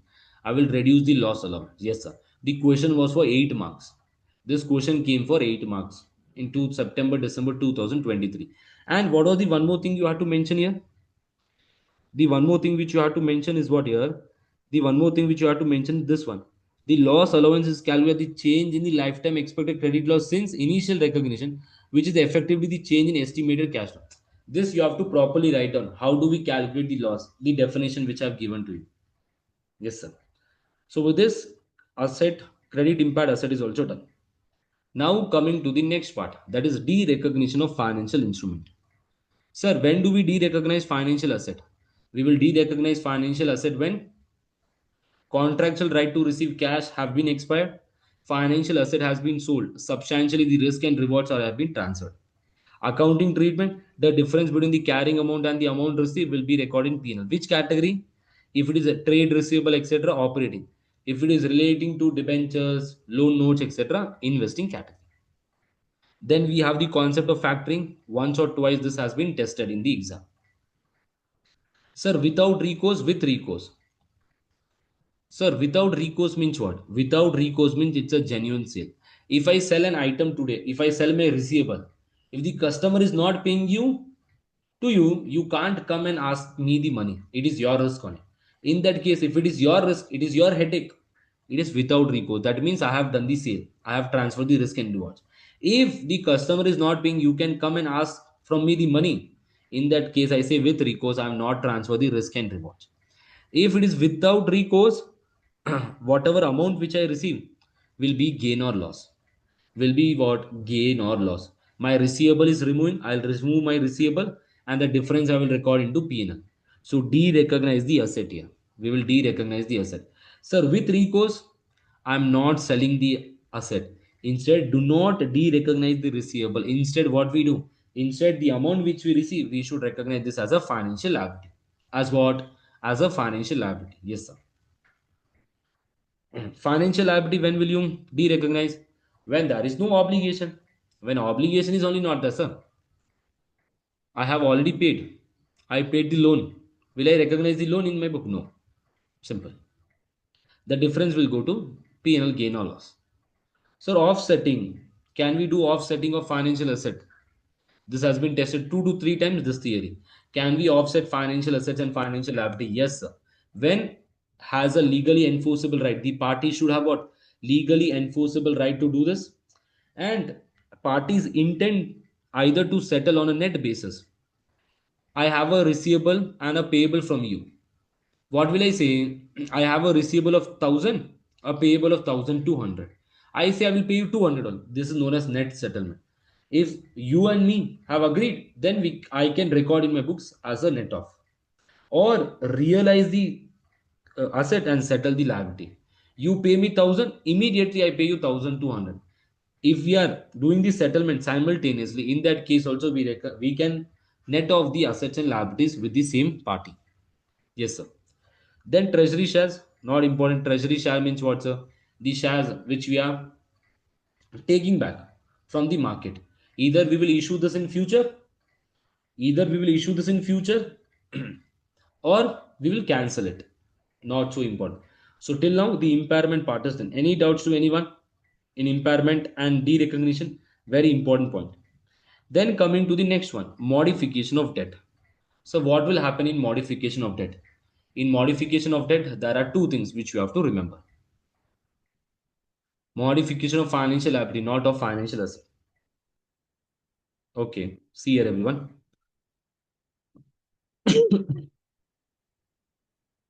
Modification of financial liability, modified terms of borrowing. What will happen? Today I am paying interest of 10%. Suddenly the bank is saying you have to pay 12%. Modified. Due to inflation, etc. A lot of reasons can be given. We'll not go into that. See, modified terms of borrowing substantially differ from original term. It will differ from the original term. So if it is substantially different from the original term, so the difference, the modification is substantially different, then we follow extinguishment accounting. Extinguishment accounting means we de-recognize the financial liability and recognize a new one. Not substantially different, sir, it is not substantially different, then we follow modification accounting. In your exam kit, in your past paper, there is one question regarding this modification in consolidation. Question number, I think, fifth or sixth one only, fourth or fifth. Then, sir, then, but how should we determine, sir, whether it's substantially different or not? How should we determine whether it is substantially different? We have to determine whether it's substantially different based on what? The percentage. You have to calculate the percentage. So we say present value of the cash flow under the modified terms. Yes or no? What is the value of the new liability under what, sir? Under the new terms, including what? Any fees. Any fees if you have paid, we have to include that also. Discounting using which rate? Original effective rate. Then what will you take, sir? Minus the carrying amount. Today I say I had to pay you 10 rupees, but now you are saying, sir, pay 12 rupees. What is my increase? Sir, 12 is the new value, 10 is the old value divided by 10. What is the increase here? 20%. So it is 20%. Same thing. Present value of the new amount which we have to pay under the new terms. Any fees also we have included. Minus present value of the remaining cash divided by the carrying amount of the original arrangement, that is 10. So you get the percentage. If the percentage is what? 10 or more. If the percentage is 10 or more, what will happen, sir? If the percentage is 10 or more, you follow extinguishment accounting. Extinguishment accounting means we de-recognize the liability. De-recognize the existing financial liability and recognize new financial liability. So whatever fees we have paid will go to P&L. We have to consider, the fees paid for the calculation of the interest. For the calculation of the interest. Understand that, huh? Yes, sir. But sir, de-recognize the liability and new liability will be recognized at fair value. So calculate what is the fair value. But when we do calculation, we consider the fees paid. Any difference will be recognized in P&L. Debit financial liability, old one we remove. New financial liability at fair value. Then bank, any fees paid. Debit or on the credit side, balancing will be your gain or loss. Which category? Financing. If it is 10% or more. Sir, if it is less than 10%, then it is what? It is substantially different. It is what? Substantially different. In that case, what we do not de-recognize the original liability. Let the original liability be. Original liability should be modified, restate to the present value. I said today my liability was 100. It was 1 not 5. The percentage is less than 10. See, it is 5%. So what will I do? This 100 I will increase to 5. I will make it 105. Simple. Other than this, nothing. Do not de-recognize the original liability. Original liability should be modified and restate to the present value. Any fees paid will be reduced from the financial liability. Any fees paid will be reduced from the financial liability. Fees paid in the above case, it was going to P&L and we recorded fair value. But here that fees paid was also considered in this. So immediately we will reduce it from the financial liability on that day only. So any difference will be recognized in P&L as a gain or loss. Yes, sir. So with this part is done. So your modification part is also done. We have done 2 questions, one on Excel and one this one. Yes. So with this part is done. Now the last part, derivative. We'll do this, take a break, come back and do IAS 12. So see here now, what is derivative?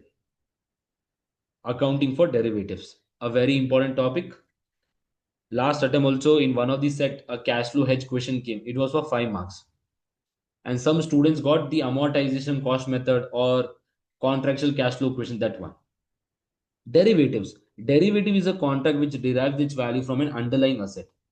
Like if I say, I have today Reliance shares and Reliance futures or options are there. How will the options and futures determine its price? Based on Reliance.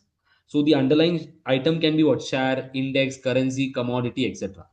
Derivative is a financial instrument which satisfies following condition. Its value changes on response to the change in underlying asset. If the underlying asset value changing, the derivative contract also will change its value.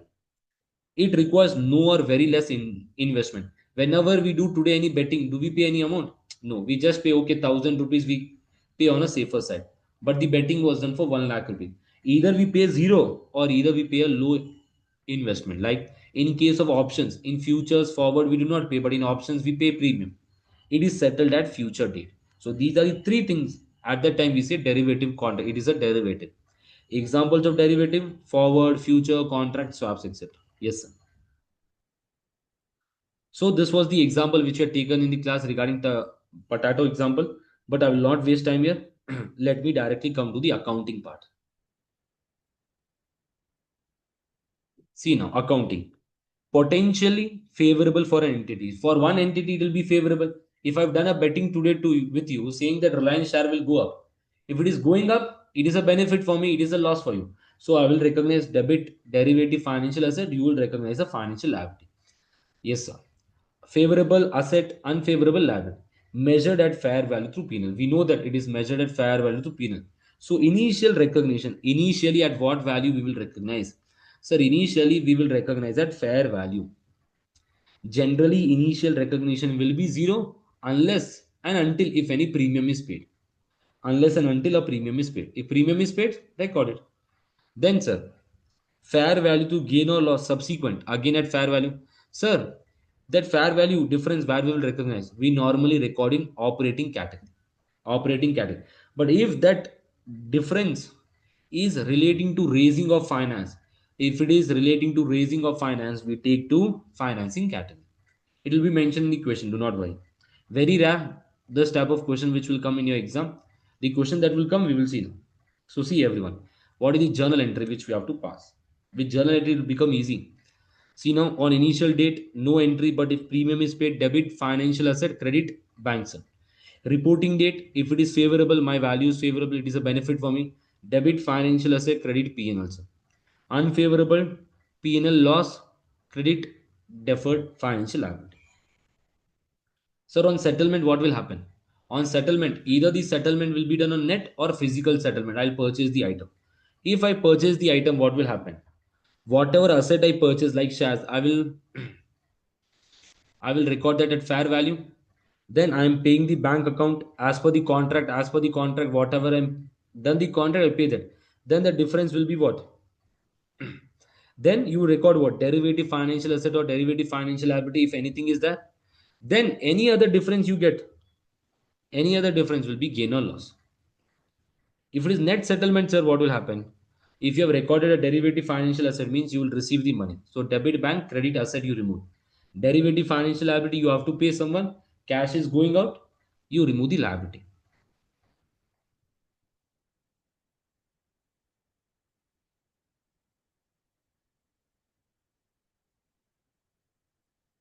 So this was the one question. Let us see one question regarding this part.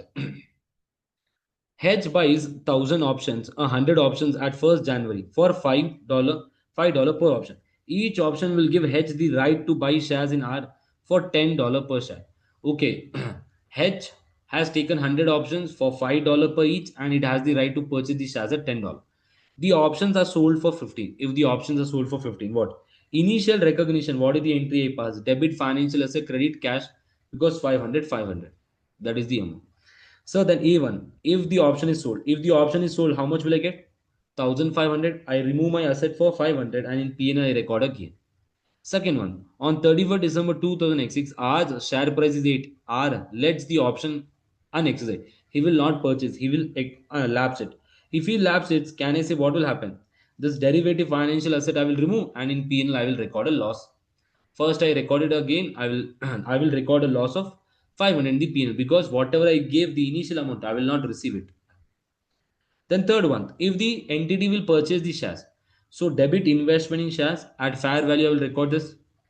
Then cash, how much I'm paying as per the contract, it is 100 into 10 rupees I've discussed. But here the fair value was 25. So what was the derivative financial asset? I remove it. So ultimate gain was what?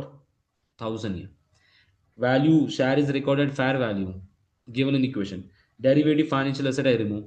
I am paying what? 1,000 only. But my ultimate gain is what? 1,000 only. Because I paid this initial amount. Yes, sir. So with it, this part is done. Now in your exam, what is the part that is tested? This is the part which is tested frequently in your exam. There are 2 to 3 questions. A contract to buy or sell a non-financial item. If I have a contract to buy or sell a non-financial item like PP, inventory, all this, will this be derivative? Will this be derivative? Yes. When two conditions are being met. It can be settled net in cash.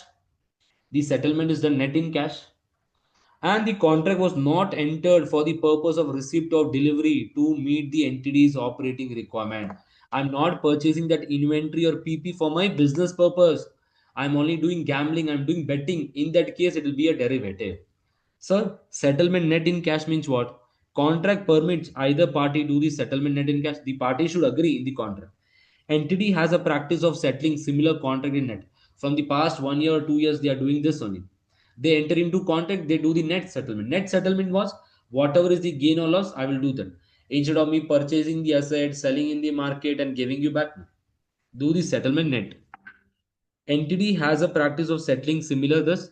Non-financial item is readily convertible to cash. This non-financial item you can easily convert into cash. Then also it is a derivative one. But it should not be for a business purpose. Both the conditions should be met. It is and here. Then entity has a practice of taking delivery. Okay, sir, can we take delivery? Yes. You can take the delivery, but you should not use for business purpose. You take the delivery and immediately you sell. In that case, also we say settlement is net in cash. In that case, we say it is what, sir? A derivative contract. If not, it is a normal executory contract. How do we do the accounting for executory contract? As and when we purchase it, when I get the control. So with this, the derivative part is done. Now coming to the hedge accounting. Hedge accounting, 3 to 4 points you have to remember so that you can get marks in your exam. Sir, hedge accounting. Why do we do hedge accounting? When do we follow hedge accounting? If there is hedging. Sir, why do we do hedging? To manage our risk. What is hedging, sir? A planning to reduce the risk. Today, if I have a inventory with me, I have gold today. What is my risk? So the risk is that the gold price will come down. That is my risk. So what will I do? Today only I will enter into a contract to sell it to someone else. I will reduce my risk. So hedging is a planning to reduce the risk. So we enter into a contract. Which contract, sir? A derivative contract. Sir, what are the items on which we create hedging? Like asset, like gold, inventory, which I have. Sir, liability, like loan, creditors, foreign loan I have. Sir, I've taken a foreign loan. What is my risk, sir? I have to pay more. Fluctuation in the exchange rate. Firm commitment to buy or sell assets. Highly probable cash flow transaction. Sir, I've given a commitment to someone that I'll purchase from you asset at 10,000 only. What is my risk? Sir, if in future the price will come down, I am paying more. Highly probable for cash flow transaction. I say my exams are done, SBR exam are done. I will go to on a trip to foreign country. Today I know the exchange rate is this much. Can I say when I after 10 days the exchange rate will vary?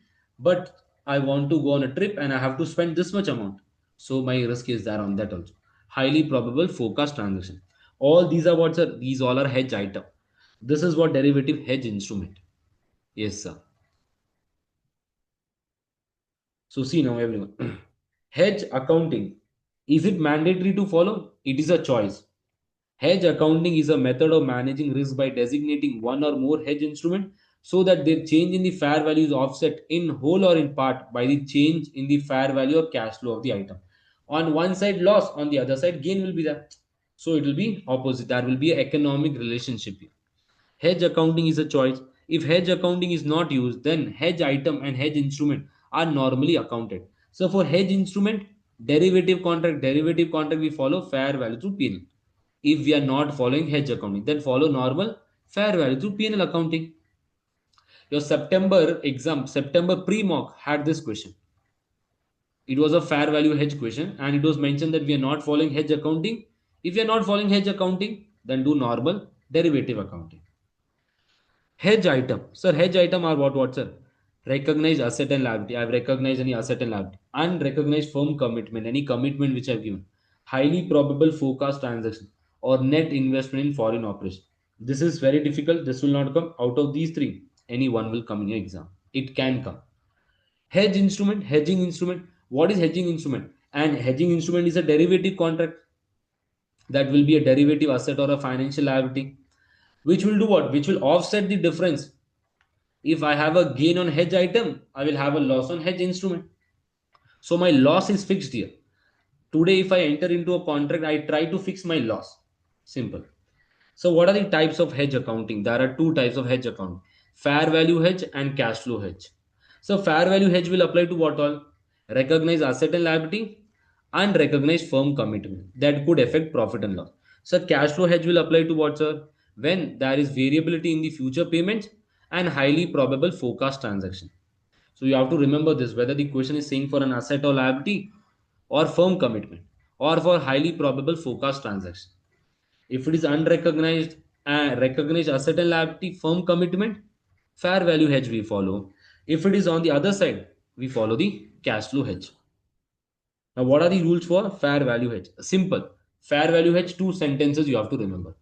At reporting date, at the balance sheet date, hedge instrument will be recognized at fair value, remeasured to fair value. Hedge item also will be measured to fair value. Both hedge item, hedge instrument calculate the fair value. For one, you will have loss, for one, you will have gain. Sir, where we will take this gain or loss? The gain or loss will be taken on hedge item and hedge instrument will be taken to P&L. Will be taken to P&L most of the time.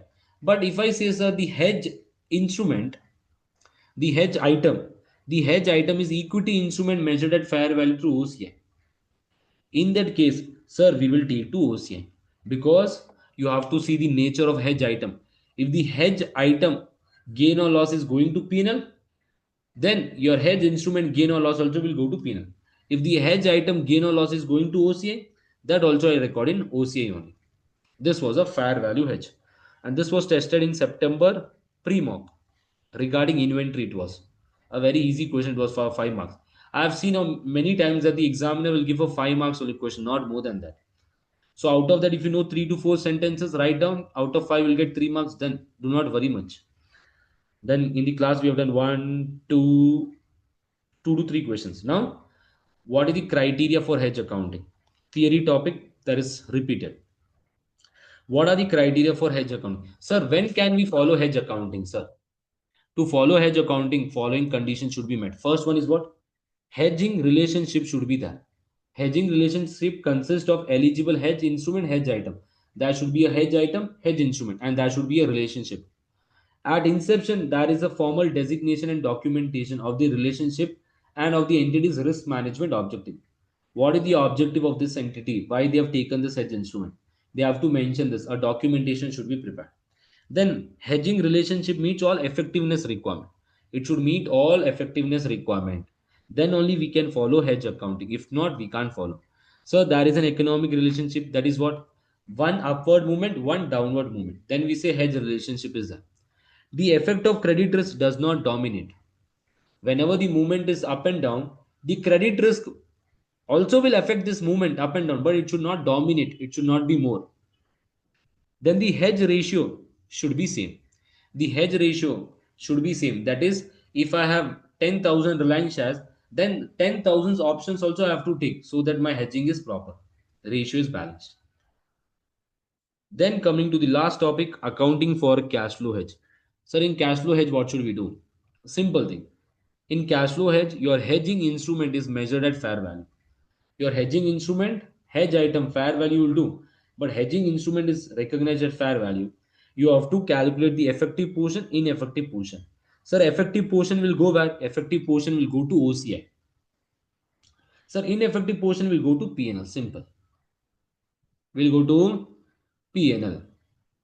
So P&L which category? Based on hedge item. Sir, how do we calculate the effective and ineffective portion? See now, everyone. I say that this is your hedge instrument. Hedge instrument, hedge item. Your hedge instrument loss is how much? I say that your hedge instrument is 10,000. Your hedge instrument is what? 10,000. Your hedge item is how much? 8,000. Hedge item is what? 8,000. So see here, effective portion will be what? Gain or loss on hedge instrument is less or equal to gain or loss on hedge item. Can I say my hedge instrument gain is what? 8,000. My hedge item loss is what? 8,000. What is the equal? Can I say equal value is what? 8,000. This 8,000 will go to P&L. Whatever is the hedge instrument gain or loss, it should be equal or it should be less than hedge this one item. In that case, we will take to OCI that 8,000. So the remaining 2,000 will go to P&L. Will go to P&L. Simple. Sir, this amount which is there in OCI, what should we do with this OCI amount? What should we do with this OCI? Sir, can we reclassify this to P&L? Yes. We can reclassify this to P&L. Now, if hedge forecast results in a non-financial asset, if we are purchasing any non-financial asset, then what should we do? In that case, whatever this OCI balance is that, add to the value of the asset. If it is not a financial asset or not a non-financial liability, then reclassify to P&L when the settlement is done. See, remove the cash flow hedge reserve and adjust it against the initial cost or carrying amount of the asset or liability. If not, what will you do? You will take this to what? You will take it to one simple thing. You will take to P&L. You will take to P&L. You will reclassify this to P&L in the period when that cash flow will affect your profit and loss. So in your exam, you have to remember this. So what is effective portion? What is ineffective? Effective will go to OCI. Ineffective will go to P&L. That effective portion is in OCI. Can we take to P&L? Yes. When it is non-financial asset or non-financial liability. If it is a if it is a non-financial asset or non-financial liability, yes, to the carrying amount, add it. If it is not, then take it to what? P&L. So with this, your cash flow hedge is also done. In the class, we have done a lot of questions, but your time constraint, it's difficult for me to discuss the questions. So with this, your financial instrument is done with it. Any doubts to anyone? A very important topic, impairment and derivative. Please do and go. So with this, let us take a break, come back and complete the deferred tax. IAS 37, we will take on day 4 because it will not be possible to take it down. It is 12:40. Everyone be back by 12:50.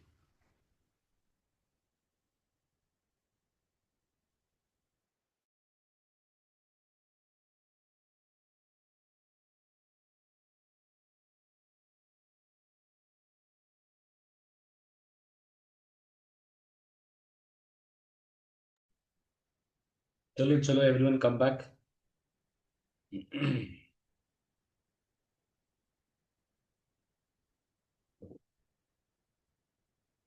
Yes, are you able to recall Jia, Kashfi, Nathan, Arfat, Vinay? Are you able to recall the points which I'm saying? Okay, in this, avoid this mistake. These are the points which you have to concentrate. And in the exam, if this comes, write down simple sentences as mentioned. Yes, I know. For IAS 19, I've taken 4 to 5 questions, but for other standard, it's very difficult. Time constraint is that. That is the reason.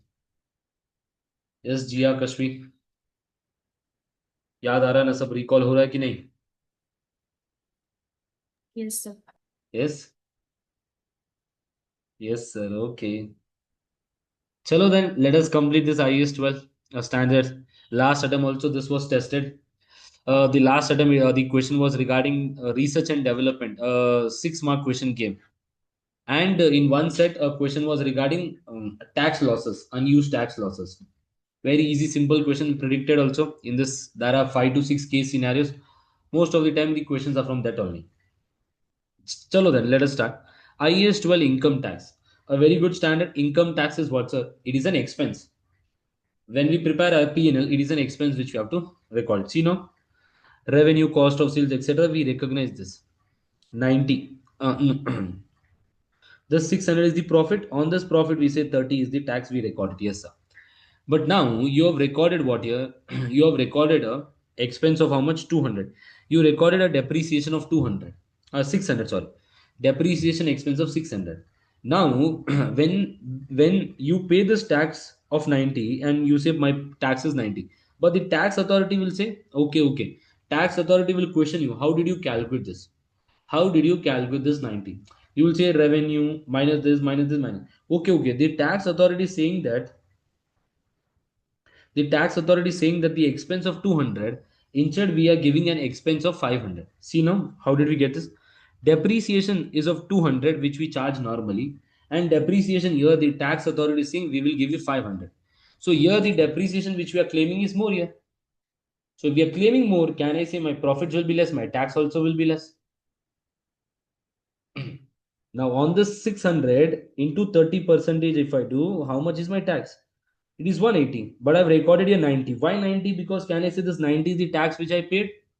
Yes, sir. But is this proper matching? No. It is 600. I should record 180. So I'll record this 90 also. This 90 is what? Deferred tax. This 90 is what? Deferred tax. So 90 is current tax and 90 is deferred tax. Will not go into detail. Will be exam focus. Yes, sir. Now one more thing. See now. Example. One more example for dividend. I say you have recorded all this. You have recorded a dividend income of 200. So when you do the total, you get profit before tax of 1000. On this 1000, if you calculate 30 percentage, how much is the tax? 300. Now let us see what is the tax as per the tax authority. Because the tax authority, the government has its own rules and regulations for tax. In accounting books, it is IAS and IFRS. So most of the time, IAS and IFRS is based on cash. Tax books are based on no. IAS and IFRS are based on accrual. Tax books are based on cash basis. That is the reason some or the other difference will be that. That difference will have an impact on tax. That difference is known as deferred tax. It is temporary, it is not permanent. In some cases, it is permanent, we'll see it. Revenue, this. Now, this dividend, you did not receive this dividend yet. The dividend was declared and you have recorded this as an income, but you have not yet received it. You have not yet received this one. So, government is saying that if you have not received, we will not tax you today. Government is saying that you have not received, we will not tax you. In future, we will tax you when once you receive that amount. Okay, no tax on this. So my tax will become 240. So I record this tax of 240 here. Simple, 240. Now, is this right 240? This 240 is current tax because I am paying as per the government rules and regulations. But sir, 60 also I have to record. Why? To match this. See, I have recorded dividend here. Relating to this dividend, can I say in future I have a tax of 60? So I have to record it matching principle. Your deferred tax works on the concept of matching principle. So I record that. So I get total 300. This is the logic behind your deferred tax. So current tax and deferred tax. Simple. So income tax will include what? Two things: the current tax, deferred tax. So there can be a deferred tax asset or deferred tax liability. So for current tax, what do we see, sir? Under and over provision, not tested in SBR. I have never seen a very basic question regarding this one. Under provision and over provision. See, it is year 1, year 2. Income tax was, sir, 50-50. Current year tax we pay next year. In the current year, we recorded this as the expense, 50 and 50 year. Tax payment is how much? 60. This year tax we are paying next year. The amount which we are paying is what's 60. So what will I say? I say that in the last year we recorded in the P&L of 50 expense and liability 50. My liability was 50, but I'm paying 60, 10 rupees extra I'm paying. That is what my under provision. I have recorded less tax in the previous year. So in the second year also we'll have the tax expense. So 60 plus 60. 60 expense, 60 liability. So what is the total amount that will go to P&L? So the total amount will be 60 and this 10. It is 70 expense in P&L and liability will be 60. It is under provision. Under provision means, sir, previous year we recorded less expense in the current year, less expense in the current year we are paying more. Same with over provision. In over provision, what do we see, sir? In over provision, what do we see? In over provision, you record an income tax of 50. Your income tax is 50, but next year you're paying 40 only. That means what?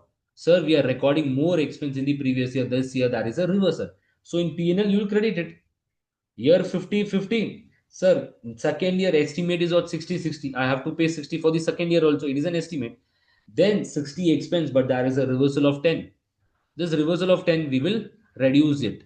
And in balance sheet, what will I show? 60. And here in my P&L, there will be 50 kadus.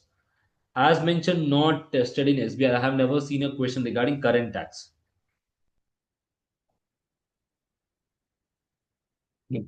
Then see. So this current tax is just for revision purpose. Now coming to the most important part, deferred tax. So deferred tax says what, sir? Deferred tax, we had already taken the example here. This example, depreciation example. Yes, sir. This difference will come because ultimately the tax which we pay is same only. See, your profit is how much, sir? Your profit is 20,000. The cost of the asset is 10,000. The accounting book is saying that depreciation can be 20 percentage. Accounting book is saying what? Depreciation should be for 20 percentage. Depreciation as per income tax is what? 25 percentage. 25%. 2,000, 2,500. But ultimately, how much is the depreciation we can claim? Full 10,000. So see in accounting books 2,000, 2,000, 2,000, 2,000, 2,000. As per tax books 2,500, 2,500, 2,500, 2,500. In the last year, that is nothing because the asset is impaired fully, depreciated fully. So the tax 18,080. But how much is the tax I'm paying here? So on the first year I'm paying 5,250. But you have to pay 5,400. You will start and you'll be happy saying, sir, I'm paying 150 less tax. You're not paying less. Understand? Today you're paying 5,250, but in future you have to pay 150 because in future you'll not claim anything. So ultimately, if you add all this 27,000. Here also 27,000. Only you're paying. But see the difference here. In the last year, you're paying 600 extra. Why, sir, we are paying 600 extra? 150, 150, 150, 150, which you paid less here. It is combining and you're paying more here. That is the logic of deferred tax. So deferred tax will be reversed in future. Yes, sir. So this was a P&L approach. This was what's a P&L approach. Now in the exam, will you use the P&L approach? No, we will use the balance sheet approach. Like you do your BRS bank reconciliation statement we have learned in the class. If not rule, see now, this is the balance sheet approach, everyone. In balance sheet approach, my carrying amount was how much, sir? 8,000. Here 7,500. Sir, what is the difference? The difference is 500. So 500 into 30%, what is my DTL? 30 per 150. Why does DTL? Because in future I have to pay tax. DTL means future more tax. DTA means future less tax. Today I pay more, in future I will pay less. DTA. Today I pay less, in future I pay more. DTL. Then sir, next year 6,000 and 5,000. 1,000 is the difference. How much is the difference I'm getting? 300. Can I say this 300 is cumulative or not? So for the current year, how much is this? 115 to P&L. Then sir, 4,000 and 2,500 carrying amount 1,500. 450. Out of this 450, my opening balance was 300. For the year, how much it is? 1,500. So same way it will continue. Yes, sir. Now, what is this, sir? This is carrying amount. This is carrying amount as per accounting books, as per IAS and IFRS. But sir, this is also carrying amount. This carrying amount is as per what? As per tax authorities. As per tax authorities. Sir, instead of saying this carrying amount, we will say this as tax base. So the confusion will not be there. Carrying amount means as per IS and fire. Tax base means as per tax authority. Sir, now how should we calculate this tax base? This tax base depends upon the question that is given in your exam. For FR, it will be easy, but for SBR, you have to read the question and you have to calculate the tax base. Let me teach you. How should we calculate tax base? See here now. So tax base of an asset is what? Very important. Very, very important. Tax base of an asset is amount which will be deductible for tax purpose against any taxable economic benefit that will flow to the entity when we recover the asset. Now you only say the amount that will be deductible for tax purpose against taxable economic benefit. Now here in future, how much is the amount we will deduct in future? 7,500. Sir, out of 10,000, 2,500 we have already used it. 7,500. So the 7,500 we can claim in future. We can deduct it. So this will become your tax base. Yes, sir. If those economic benefits will not be taxed, if the economic benefits are not taxed from that asset, the tax base is equal to the carrying amount of the asset. Carrying amount of the asset. So what is tax base of a liability? The tax base of a liability is what? Carrying amount minus amount that will be deductible for tax purpose in respect of that liability in future periods. I will take my carrying amount minus what? Amount that will be deductible in future for tax purpose. Yes, sir. So balance sheet approach, in balance sheet approach, when do we calculate DTA? When do we calculate DTL? Understand that. So deferred tax liability is calculated on what? Your deferred tax liability is calculated on taxable temporary difference. When will you say that there is taxable temporary difference? So when the carrying amount of the asset is more, my tax base is less. Carrying amount is more, tax base is less. Can I change this tax base? I can't control this. This is not in my hand. It is with the tax authority. So I reduce the carrying amount? We can never reduce the carrying amount. So I create a opposite account DTL. So this one. So for liability, if the carrying amount is less, tax base is more. I can't change this. I can increase the value of the liability, DTL. So you have to see this way. So when do we create deferred tax asset? Deferred tax asset is created when, so the carrying amount of the asset is less, tax base is more. I will increase the value of the asset. On the other way, for liability, so the carrying amount of the liability is more, tax base is less. So I will reduce the value. Can I reduce the value of the liability? No, no, no.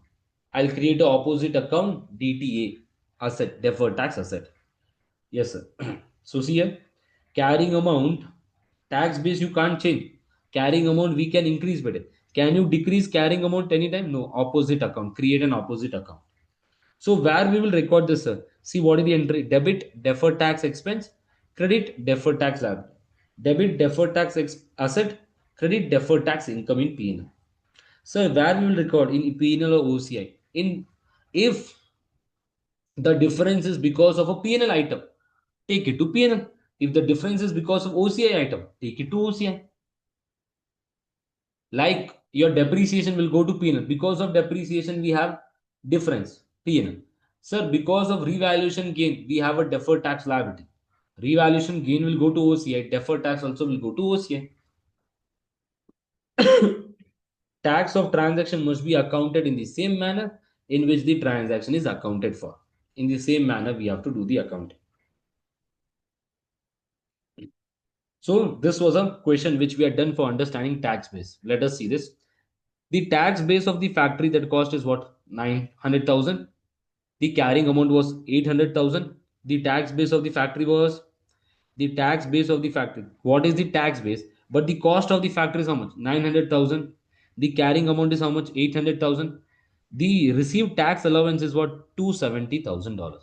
Now, how much is the further allowance we will receive on depreciation? 630. So 630 is my tax base.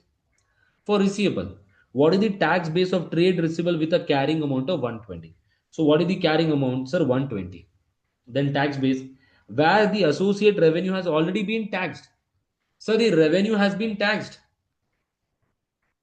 If the revenue has been taxed, what is the tax base of an asset? amount that will be deductible in future. Will this 120 be deductible in future? No, Baba. Will this be taxed? No.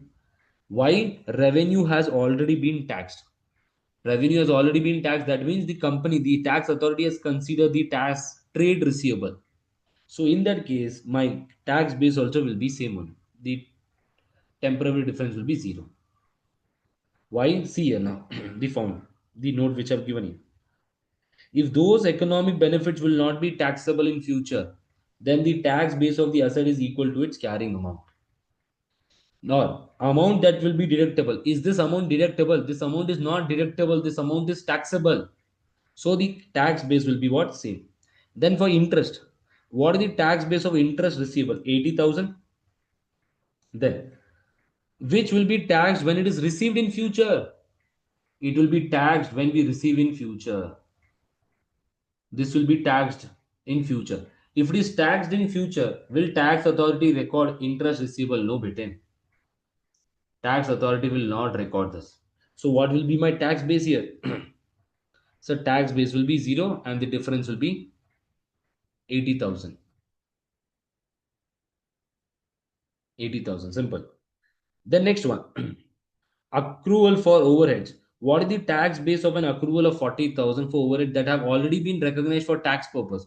It has already been recognized in tax books. If it is recognized, my carrying amount is what? 4,000. Sir, it has already been recognized. It is a liability. Accrual is a liability. Carrying amount minus the amount that will be deductible. So there is no such amount that will be deductible in future because already we have deducted it in the current year. So nothing. So my tax base also will be same. This is 0. Then last one, provision for legal claim. We have recorded a provision of 75,000. The tax relief is given when the damages are paid. In future, it will be given. If it is given in future, will tax authority record anything liability? No. So the carrying amount will be 0. Carrying amount minus amount that will be deductible in future. So your tax base will come to 0. This is the way you should do for tax base. Then we have done one more question. I've taken one example. It's enough. Yes, sir. Now coming to something known as permanent difference. There will be no such difference. Now see government grant. IAS 20. I hope you know a basic idea. In government grant, we recognize in P&L as a income. See now, 1,000 minus 200, we get 800. Sir, operating income, we recorded 200. This operating income is what? Is your government grant bit. Is what? A government grant. Then profit is how much, sir? 1,000. So if the tax rate is 30, I have recorded this 700. Now, when you calculate this tax of 300, the tax authority will question you. How did you calculate this? You will say, I've taken revenue, cost of sale 800. Then you mention operating income. The tax authority will ask you, what is this operating income? You will say government grant. The government will say, what? We have only given you grant. We will not tax it on again. We are not fool that we will give you grant. We will give you any income. On that income, will again tax you. On the grant, the government will never charge a tax. That is the reason we say it is a permanent difference. In future also will not pay tax on this 200. Today also we will not pay. Simple. Yes, sir. Then example, fines and penalties also. I recorded this as an expense today in the books. But tax authority will not allow to claim this fines and penalties. Tax authorities will say you can't claim this as an expense because it's your fault. You did not pay on time, etc. XYZ. That is the reason. So with this permanent difference, in case of permanent difference, will there be any reversal in future? No, better. There will be no such reversal in future. So with this, the basic part is done. Now coming to the specific cases, 6 to 7 specific cases which are tested for your exam. We have to do the recognition also. Recognition we will do. Now see everyone. Today I purchase an asset. The cost of the asset is 1,000. My useful life is 10 years. Tax authority says 20% every year. Tax rate is 30%. Now everyone, what is the carrying amount in my books? So 1,000 divided by 10. My carrying amount is 900. Yes, sir. And the company is following revaluation model. The company is following revaluation model. The fair value is 1,200. So what is this? 300 is the fair value which we record in OCI. Now see here. What is the tax base? 20%. The tax base is 800. Tax base is how much? 800. Sir. Now everyone, what is the carrying amount in my books? So the carrying amount is 1200. What is the tax base? 800. What is this difference? So the difference is of 400. Now can I say this difference of 400 is because of two reasons? One is because of the 100 depreciation and one is because of the revaluation surplus. One is because of this 100 and one is because of this 300, that is of revaluation. So now, sir, where will we record this revaluation in OCI? Can I say because of this revaluation there is a deferred tax liability because my carrying amount of the asset is more, tax basis less, a DTL. So I will record this 19 OCI. So because of depreciation, how much is that? 30. That I will take to P&L. So DTL, deferred tax liability, 120. In OCI I will record 90 and I will record 30. So what we will record in P&L, sir? Income tax of 30. In OCI 300 gain minus 90 what, sir? Minus 90 or this one. The difference. What is the difference? The difference is of the deferred tax. We will consider it and record it. Yes, sir. With this part is done. For the first case is done of revaluation. So see now, there are 2 to 3 questions in your past papers. Is that we tested once or twice and not more than that. Deferred tax should be recognized on revaluation gain and loss. Any deferred tax on original carrying amount of the asset before revaluation shall be charged and credited into P&L. Any deferred tax on revaluation profit and loss, it is gain, DTL will be charged to OCI. If it is revaluation loss, it will also go to P&L. Simple. So see, where are you recording? Where do you record the revaluation gain or loss? If you're recording the revaluation gain or loss in what, sir? If you're recording the revaluation gain or loss in OCI, then that also will go to what? OCI. Simple. Now, chalo then. So we have learned this. The first part is done. Any doubts in the case 1 to anyone? No. Then coming to the next one, everyone. What is the next thing? The next thing is what? The next thing is gain or loss on financial asset. Now, just now we have done financial asset. What are the two categories in financial assets? Two categories financial asset. Fair value through OCI, fair value through P&L. Sir, is this fair value realized today? The fair value is not realized. The fair value is realized in future. So, will the tax authority believe in the concept of fair value? They do not understand what is fair value. So, gain or loss on fair value held at fair value should be recognized in profit or loss in OCI. Yes, sir. Gain is not taxable until the financial asset is sold, and the gain is ignored for tax purpose until the sale. The tax base of the asset does not change. A taxable temporary difference arises. A DTL is created. Whenever gain is there, my asset value is more, my tax base is less. A DTL is created. Sir, if it is losses, what will happen? If it is losses, what we say, it will create a DTA. It will create what? It will create a DTA. Simple. This is very important when coming to consolidation. We will see how it will affect for consolidation also. Deferred tax is recognized in the same section of the statement of profit and loss and other comprehensive income as the gain or loss on financial asset. Sir, if the gain is recorded in P&L, deferred tax in P&L. If gain is recorded in OCI, deferred tax is also in OCI. Simple. The second case we have done. Then, sir. Then coming to the next one, unused tax losses. See now, everyone, unused tax losses. If today you have profit, we will pay tax. If there is losses, will government give you money? The government will not give you money. But you will say, sir, this is unfair. But the government will say, we will not give you money, but we will provide you a benefit. What is that benefit? This year profit tax, next year loss. Will the government pay you money? No.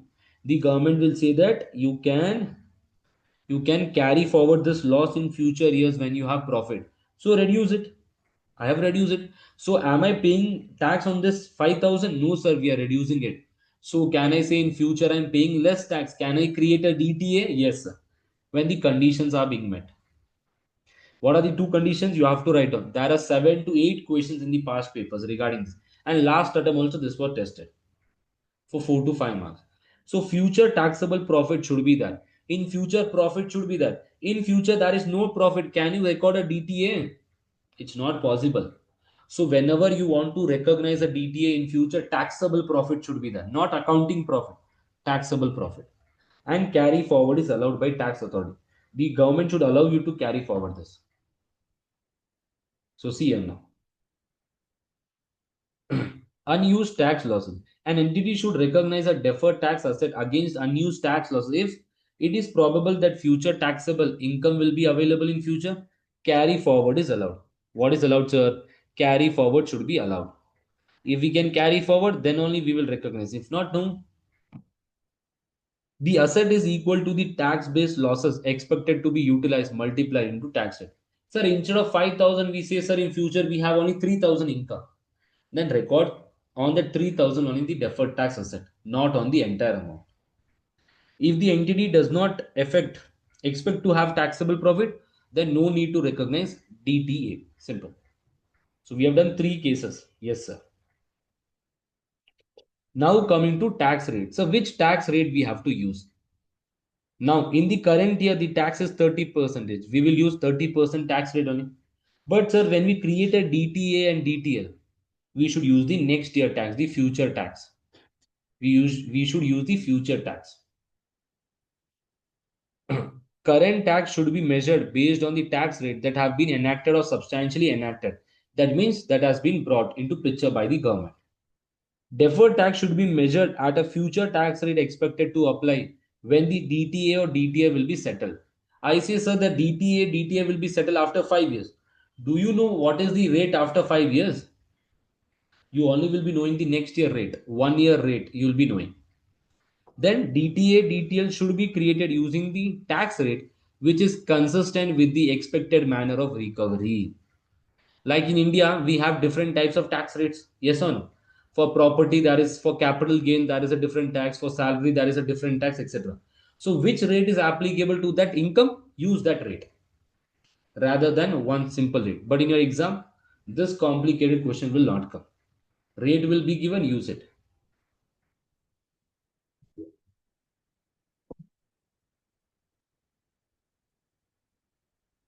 Then coming to the case 4, case 5, case 6. Very important, very important. Case 4. So case 4 is what? Share-based payment. Now share-based payment we have not yet covered. I know. Share-based payment will be covering on the day 4. Day 4 is your share-based payment and small standards. It will not take much time there. So see now, share-based payment, sir. In share-based payment, I hope everyone remembers that, sir, we recognize the expense over the period.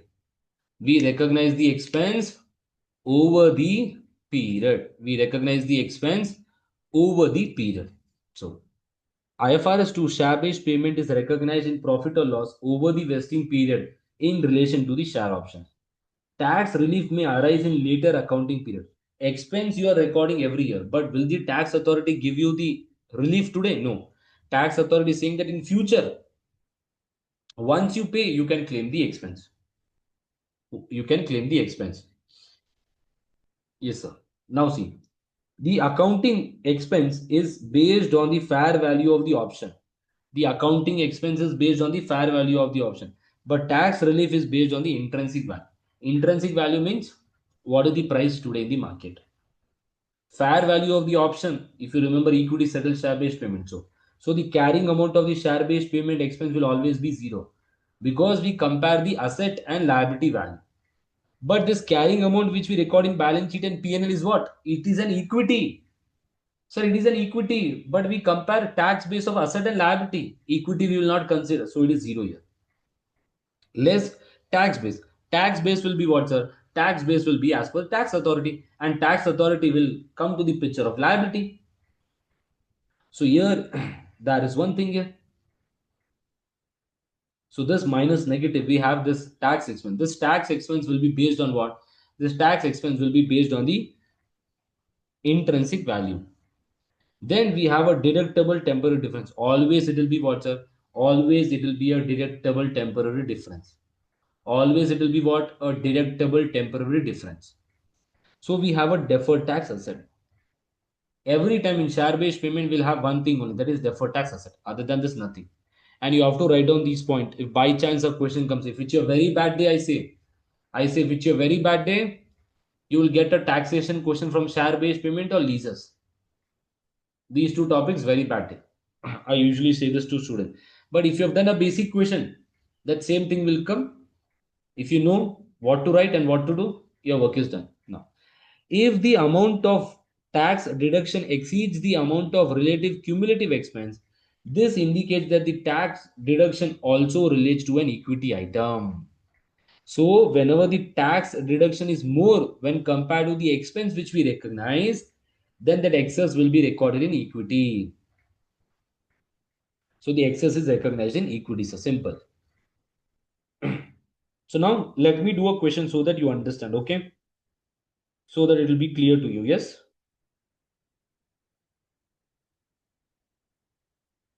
So, see everyone. On 1st January 2008, are granted 10,000 share options to an employee, vesting 2 years later on 31st December 2009. After how many years? 2 years. The fair value of the option is at what? 4. So it is share option. Share option means always it will be what? Equity settled share based payment.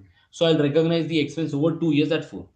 Tax legislation is in the country in which entity operates allows a tax deduction of the intrinsic value of the option when they are exercised. Okay, when they are exercised, at that time you can claim this. The intrinsic value of the share option was 2.2 at December 2008 and 4.4 at December 2009, at which point the options were exercised. Tax rate is 30. Now everyone say me, how only one employee is there? Huh? Here only one employee. 10,000 into 4, sir, into 1 divided by 2. So 20,000 is the expense here, 20,000 is the expense in the second year. What is the equity? Equity reserve 20,000 and 40,000 which you record as per share based payment. Now see what is happening in 31st December 2008. So the carrying amount is 0. So tax authority will calculate this on intrinsic value. The intrinsic value is how much on the first year end? 2.2. That is 10,000 into 2.2 into 1 by 12, that is 11,000. Can I say, is this any excess? There is no such excess. There is no such excess here. This is within what? This. So there is no such problem. This is okay. Tax authority is saying 11,000, but we have recorded how much better? 20,000. We have recorded 20,000. Yes, sir. This is for the first year. So what is the difference here? On this 11,000, we create 30%. 3,300 as a P&L item. Then for the next year, sir. So next year, 10,000 into 4.4 into 2 by 12, that is 44,000. Yes, sir, 44,000. What is the difference? So 44,000 into 30%, that is 13,200. But 13,200 is cumulative value. Already you have recorded 3,300 in the previous year. So what is the remaining? 9,900. Now say, what is the excess here? Sir, it should be 40,000. But what is the excess here? 44,000. Now what will happen? See. So P&L deduction is 40,000. Tax deduction is 44. Sir, it is excess. The tax deduction is more. So this tax deduction of more, which is 40,000 here,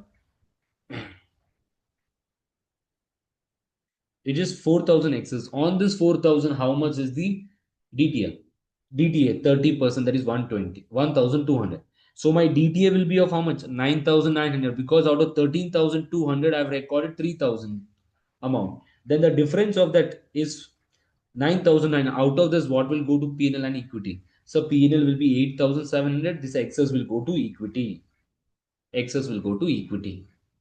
So same thing we have written here. Then what will happen in future? Can I say in future what will happen? In future, whatever we have recorded, this will be reversed. This will be reversed and the settlement will be done. So with this, the share-based payment part is done. Now coming to business combination, a very important topic which comes in your consolidation balance sheet part. Again, we will revise this once we do consolidation, but here also I will do the revision. See, in business combination, what will happen, everyone? Sir, in business combination, we acquire the assets and liabilities at fair value. Yes, sir. We acquire the assets and liabilities at fair value. When I acquire the assets and liabilities at fair value, will tax authority believe in the concept of consolidation? Tax authority never believes in the concept of consolidation. So it creates a problem. So that is a fair value thing here. Yes. Assets and liabilities taken Assets and liabilities taken over in business combination are recognized at their fair value. Temporary difference arises when the tax base of assets and liabilities acquired are not affected by business combination or are affected differently. So, the tax base of such assets and liabilities will remain at the cost of previous owner. Sir, the carrying amount will be the fair value. Sir, carrying amount will be the fair value. But sir, what will be the tax base? The tax base will be the carrying amount as per the old owner. That is subsidiary company, whatever is their cost or whatever is the carrying amount. Then DTA will recognize on such temporary difference and adjust it to goodwill or gain on bargain purchase, capital reserve. See now, sir, a deferred tax liability due to fair value gain. Whenever there is a gain, what will happen? Whenever there is a gain, a DTL will arise. So if DTL will arise, what we will do? If the DTL is arising, it will reduce your goodwill. No, your DTL will increase your goodwill. Because your liability is increasing, net assets will come down, goodwill will increase. Sir, if the fair value is decreasing, then a DTA is created. Sir, if DTA is created, the goodwill will decrease. The goodwill will decrease. So deferred tax is treated as part of the net asset of the subsidiary at acquisition date and as a result affects goodwill. As a result affects goodwill. Yes, sir. So see everyone, this question. C company acquired 80% of equity share on 1st May. Cost is 4.8. We have paid this. At this date, the assets, net asset was 5.1 million and the fair value was how much? 5.45. The present obligation fair value was 3.2 million. Attracts tax relief. The difference was due to the fair value of the property. Yes. And NCI is using proportionate method. So what is my fair value? What is the value of the asset here? We have to consider. So carrying amount was how much, sir? 5.1, sir. Then, sir, what is this, sir? Liability minus 320. Yes, sir. Then the difference is what, sir? The difference is what? The difference is because of 670. That is fair value. 540 minus this 5000 plus 320 because they are mentioned here fair value before tax, additional tax consideration. I've included, I got the fair value of 670. Now on this 670, what should I do? On this 670, I have to create what? A DTL. On this liability, I have to create what? A DTA. So I've adjusted these two figures. As I adjust, the goodwill will automatically be adjusted. So whenever here this was a liability, the fair value of the liability was increasing. Fair value of the liability is increasing. That means what? Fair value of the liability is increasing. It is a DTA because it is a loss. Liability is a loss. Here fair value is increasing. Gain. It will be a DTA. Yes, sir. So with this, the goodwill part is also done. And we have seen a lot of questions in your past papers also. So with this part is done. Then coming to the next part, leases. Then coming to the next part, that is what's leases. Now, everyone remembers leases. I hope. In leases, every year I pay a rent of 10,000. My expense should be what, sir? For 5 years, 50,000. Yes, sir. Either you record this normal accounting, which we have learned in class 11th and 12th, or we prepare this amortization table and record. If we follow this amortization table also, still our expense will be how much? Our expense will be what?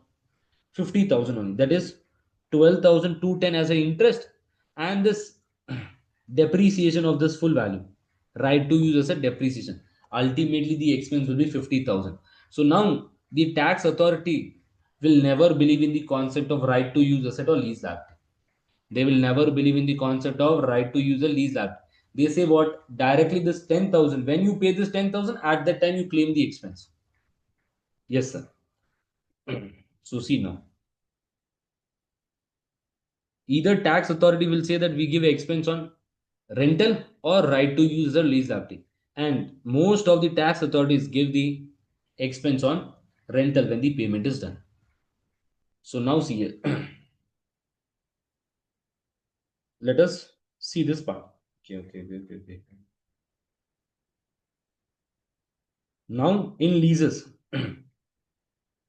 See now. Y has a reporting date of 31st December 2000. On that date, it enters into a lease agreement.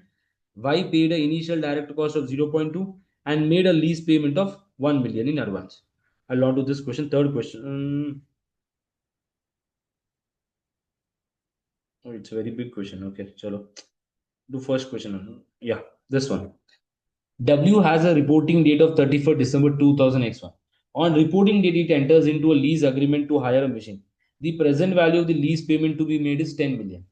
In W's tax jurisdiction, tax relief on lease is given on the lease payment. Yes, sir. So if lease payment tax relief is given, will there be any tax base for right to use? Never. As per IFRS 16, lease a right to use asset and lease liability is recognized at 10 million, the present value. Yes, sir. A tax relief is granted related to lease payment, not on right to use asset or lease liability. So the tax base of right to use asset will always be nil. It will always be nil. It will always be nil when the tax authority is giving the expense to be claimed on payment. And its carrying amount is 10 million. So this creates a taxable temporary difference and a DTL is created of 3 million. Yes, sir. The tax base of lease liability is nil. The carrying amount of the lease liability 10 million. And so deductible temporary difference is what? 10 million. Therefore, DTA of 3 million is recognized in what, sir? Books. So the transaction is not a business combination and it affects neither accounting profit or taxable profit, but it creates equal amount of deductible and temporary difference. So therefore, DTA and DTL will be recognized of 3 million. Sir, can we offset and say it will be 0?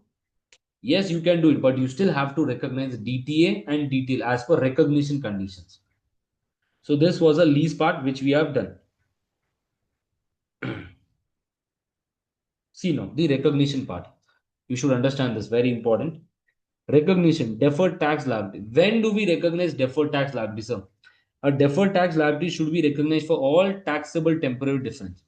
Whenever there is a taxable temporary difference, we recognize. Unless it is an initial recognition of goodwill. Initially, when I recognize a goodwill, will I recognize a DTL? No. On initial. Subsequent, we will do it. Initial recognition of asset or liability in a transaction, which is not a business combination and which do not affect either accounting profit or taxable profit. Sir, if it is a business combination, we record DTA, DTL. If I purchase a new asset and that asset is not because of business combination and it should not affect either accounting or taxable profit, in that case, no DTA, no DTL. Today, when I purchase an asset, the carrying amount is 1000. The tax base is also 10,000 only. When I purchase, the value will be same. Initially, is there any difference? No. Subsequently, once depreciation is charged, difference will come. Then deferred tax asset. A deferred tax asset should be recognized for all deductible temporary difference. Okay, deductible temporary difference to the extent it is probable that future taxable profit should be there. As I mentioned, for DTA, future taxable profit should be there. If future taxable profits are not there, it will create a problem. And unless, sir, for what we will not recognize? Initial recognition of asset or liability in a transaction. Sir, initial recognition of an asset and liability. We will not record. Which should not be a business combination. It should not be business combination. In business combination, we record it. And which do not affect either accounting or taxable profit. Sir, it should not affect accounting or taxable profit. And does not result in equal taxable or deductible temporary difference. See, initial recognition of asset or liability in a transaction which do not affect either accounting or taxable profit and does not result in equal taxable and temporary difference. It should not have equal taxable and temporary difference. If it has equal taxable and temporary difference, then no need to record. See now everyone, interest receivable. Interest receivable I recorded today. It is $1,000. Here the tax base is 0 because the tax authority is saying we will tax you in future once you receive this. It is initial recognition of an asset, but can I say this initial recognition is affecting your accounting books? Yes, sir. It is affecting your accounting books. Now, when coming to leases, in leases, what we record? Right to use as a lease liability. It is initial recognition of a business combination. Yes, sir. It should not be a business combination. It should not a business combination. It does not affect accounting profit and taxable profit. Yes, sir. On the first day, it will not affect, sir. And does not result in taxable and temporary difference. Sir, it is giving rise to a equal taxable and temporary difference. That is the reason we recorded DTA, DTL. in case of lease. This is the link here. So with this, the recognition part is also done. Then a small part for unrealized profit in your consolidation, URP.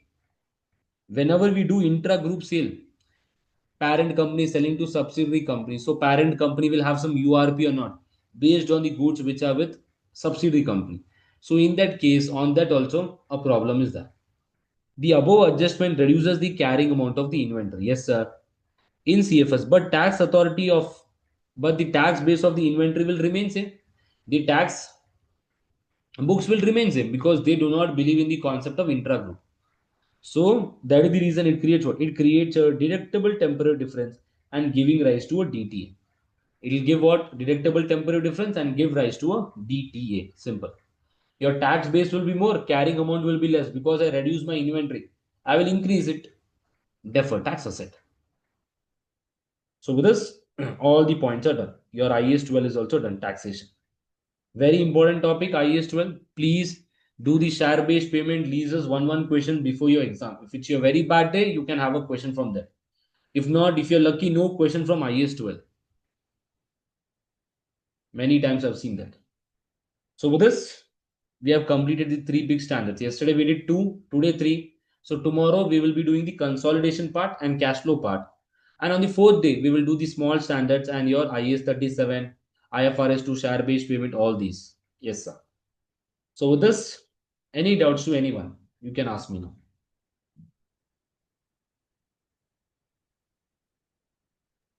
Sir मैंने तो question भेजा था कल। Okay, give me 1 minute. अपन class के बाद discuss करेंगे. हाँ sir, Yes. और एक और भी क्वेश्चन है सर, वो भी टाइम होगा तो क्लास के बाद डिस्कस कर दीजिएगा। Yes, yes. Others, any doubts or can I end the session? Okay then. Bye bye. Have a good day. Signing off. Radhe Radhe to everyone. All the best for your exam. If you have any doubts, you can connect with me and ask me your doubts.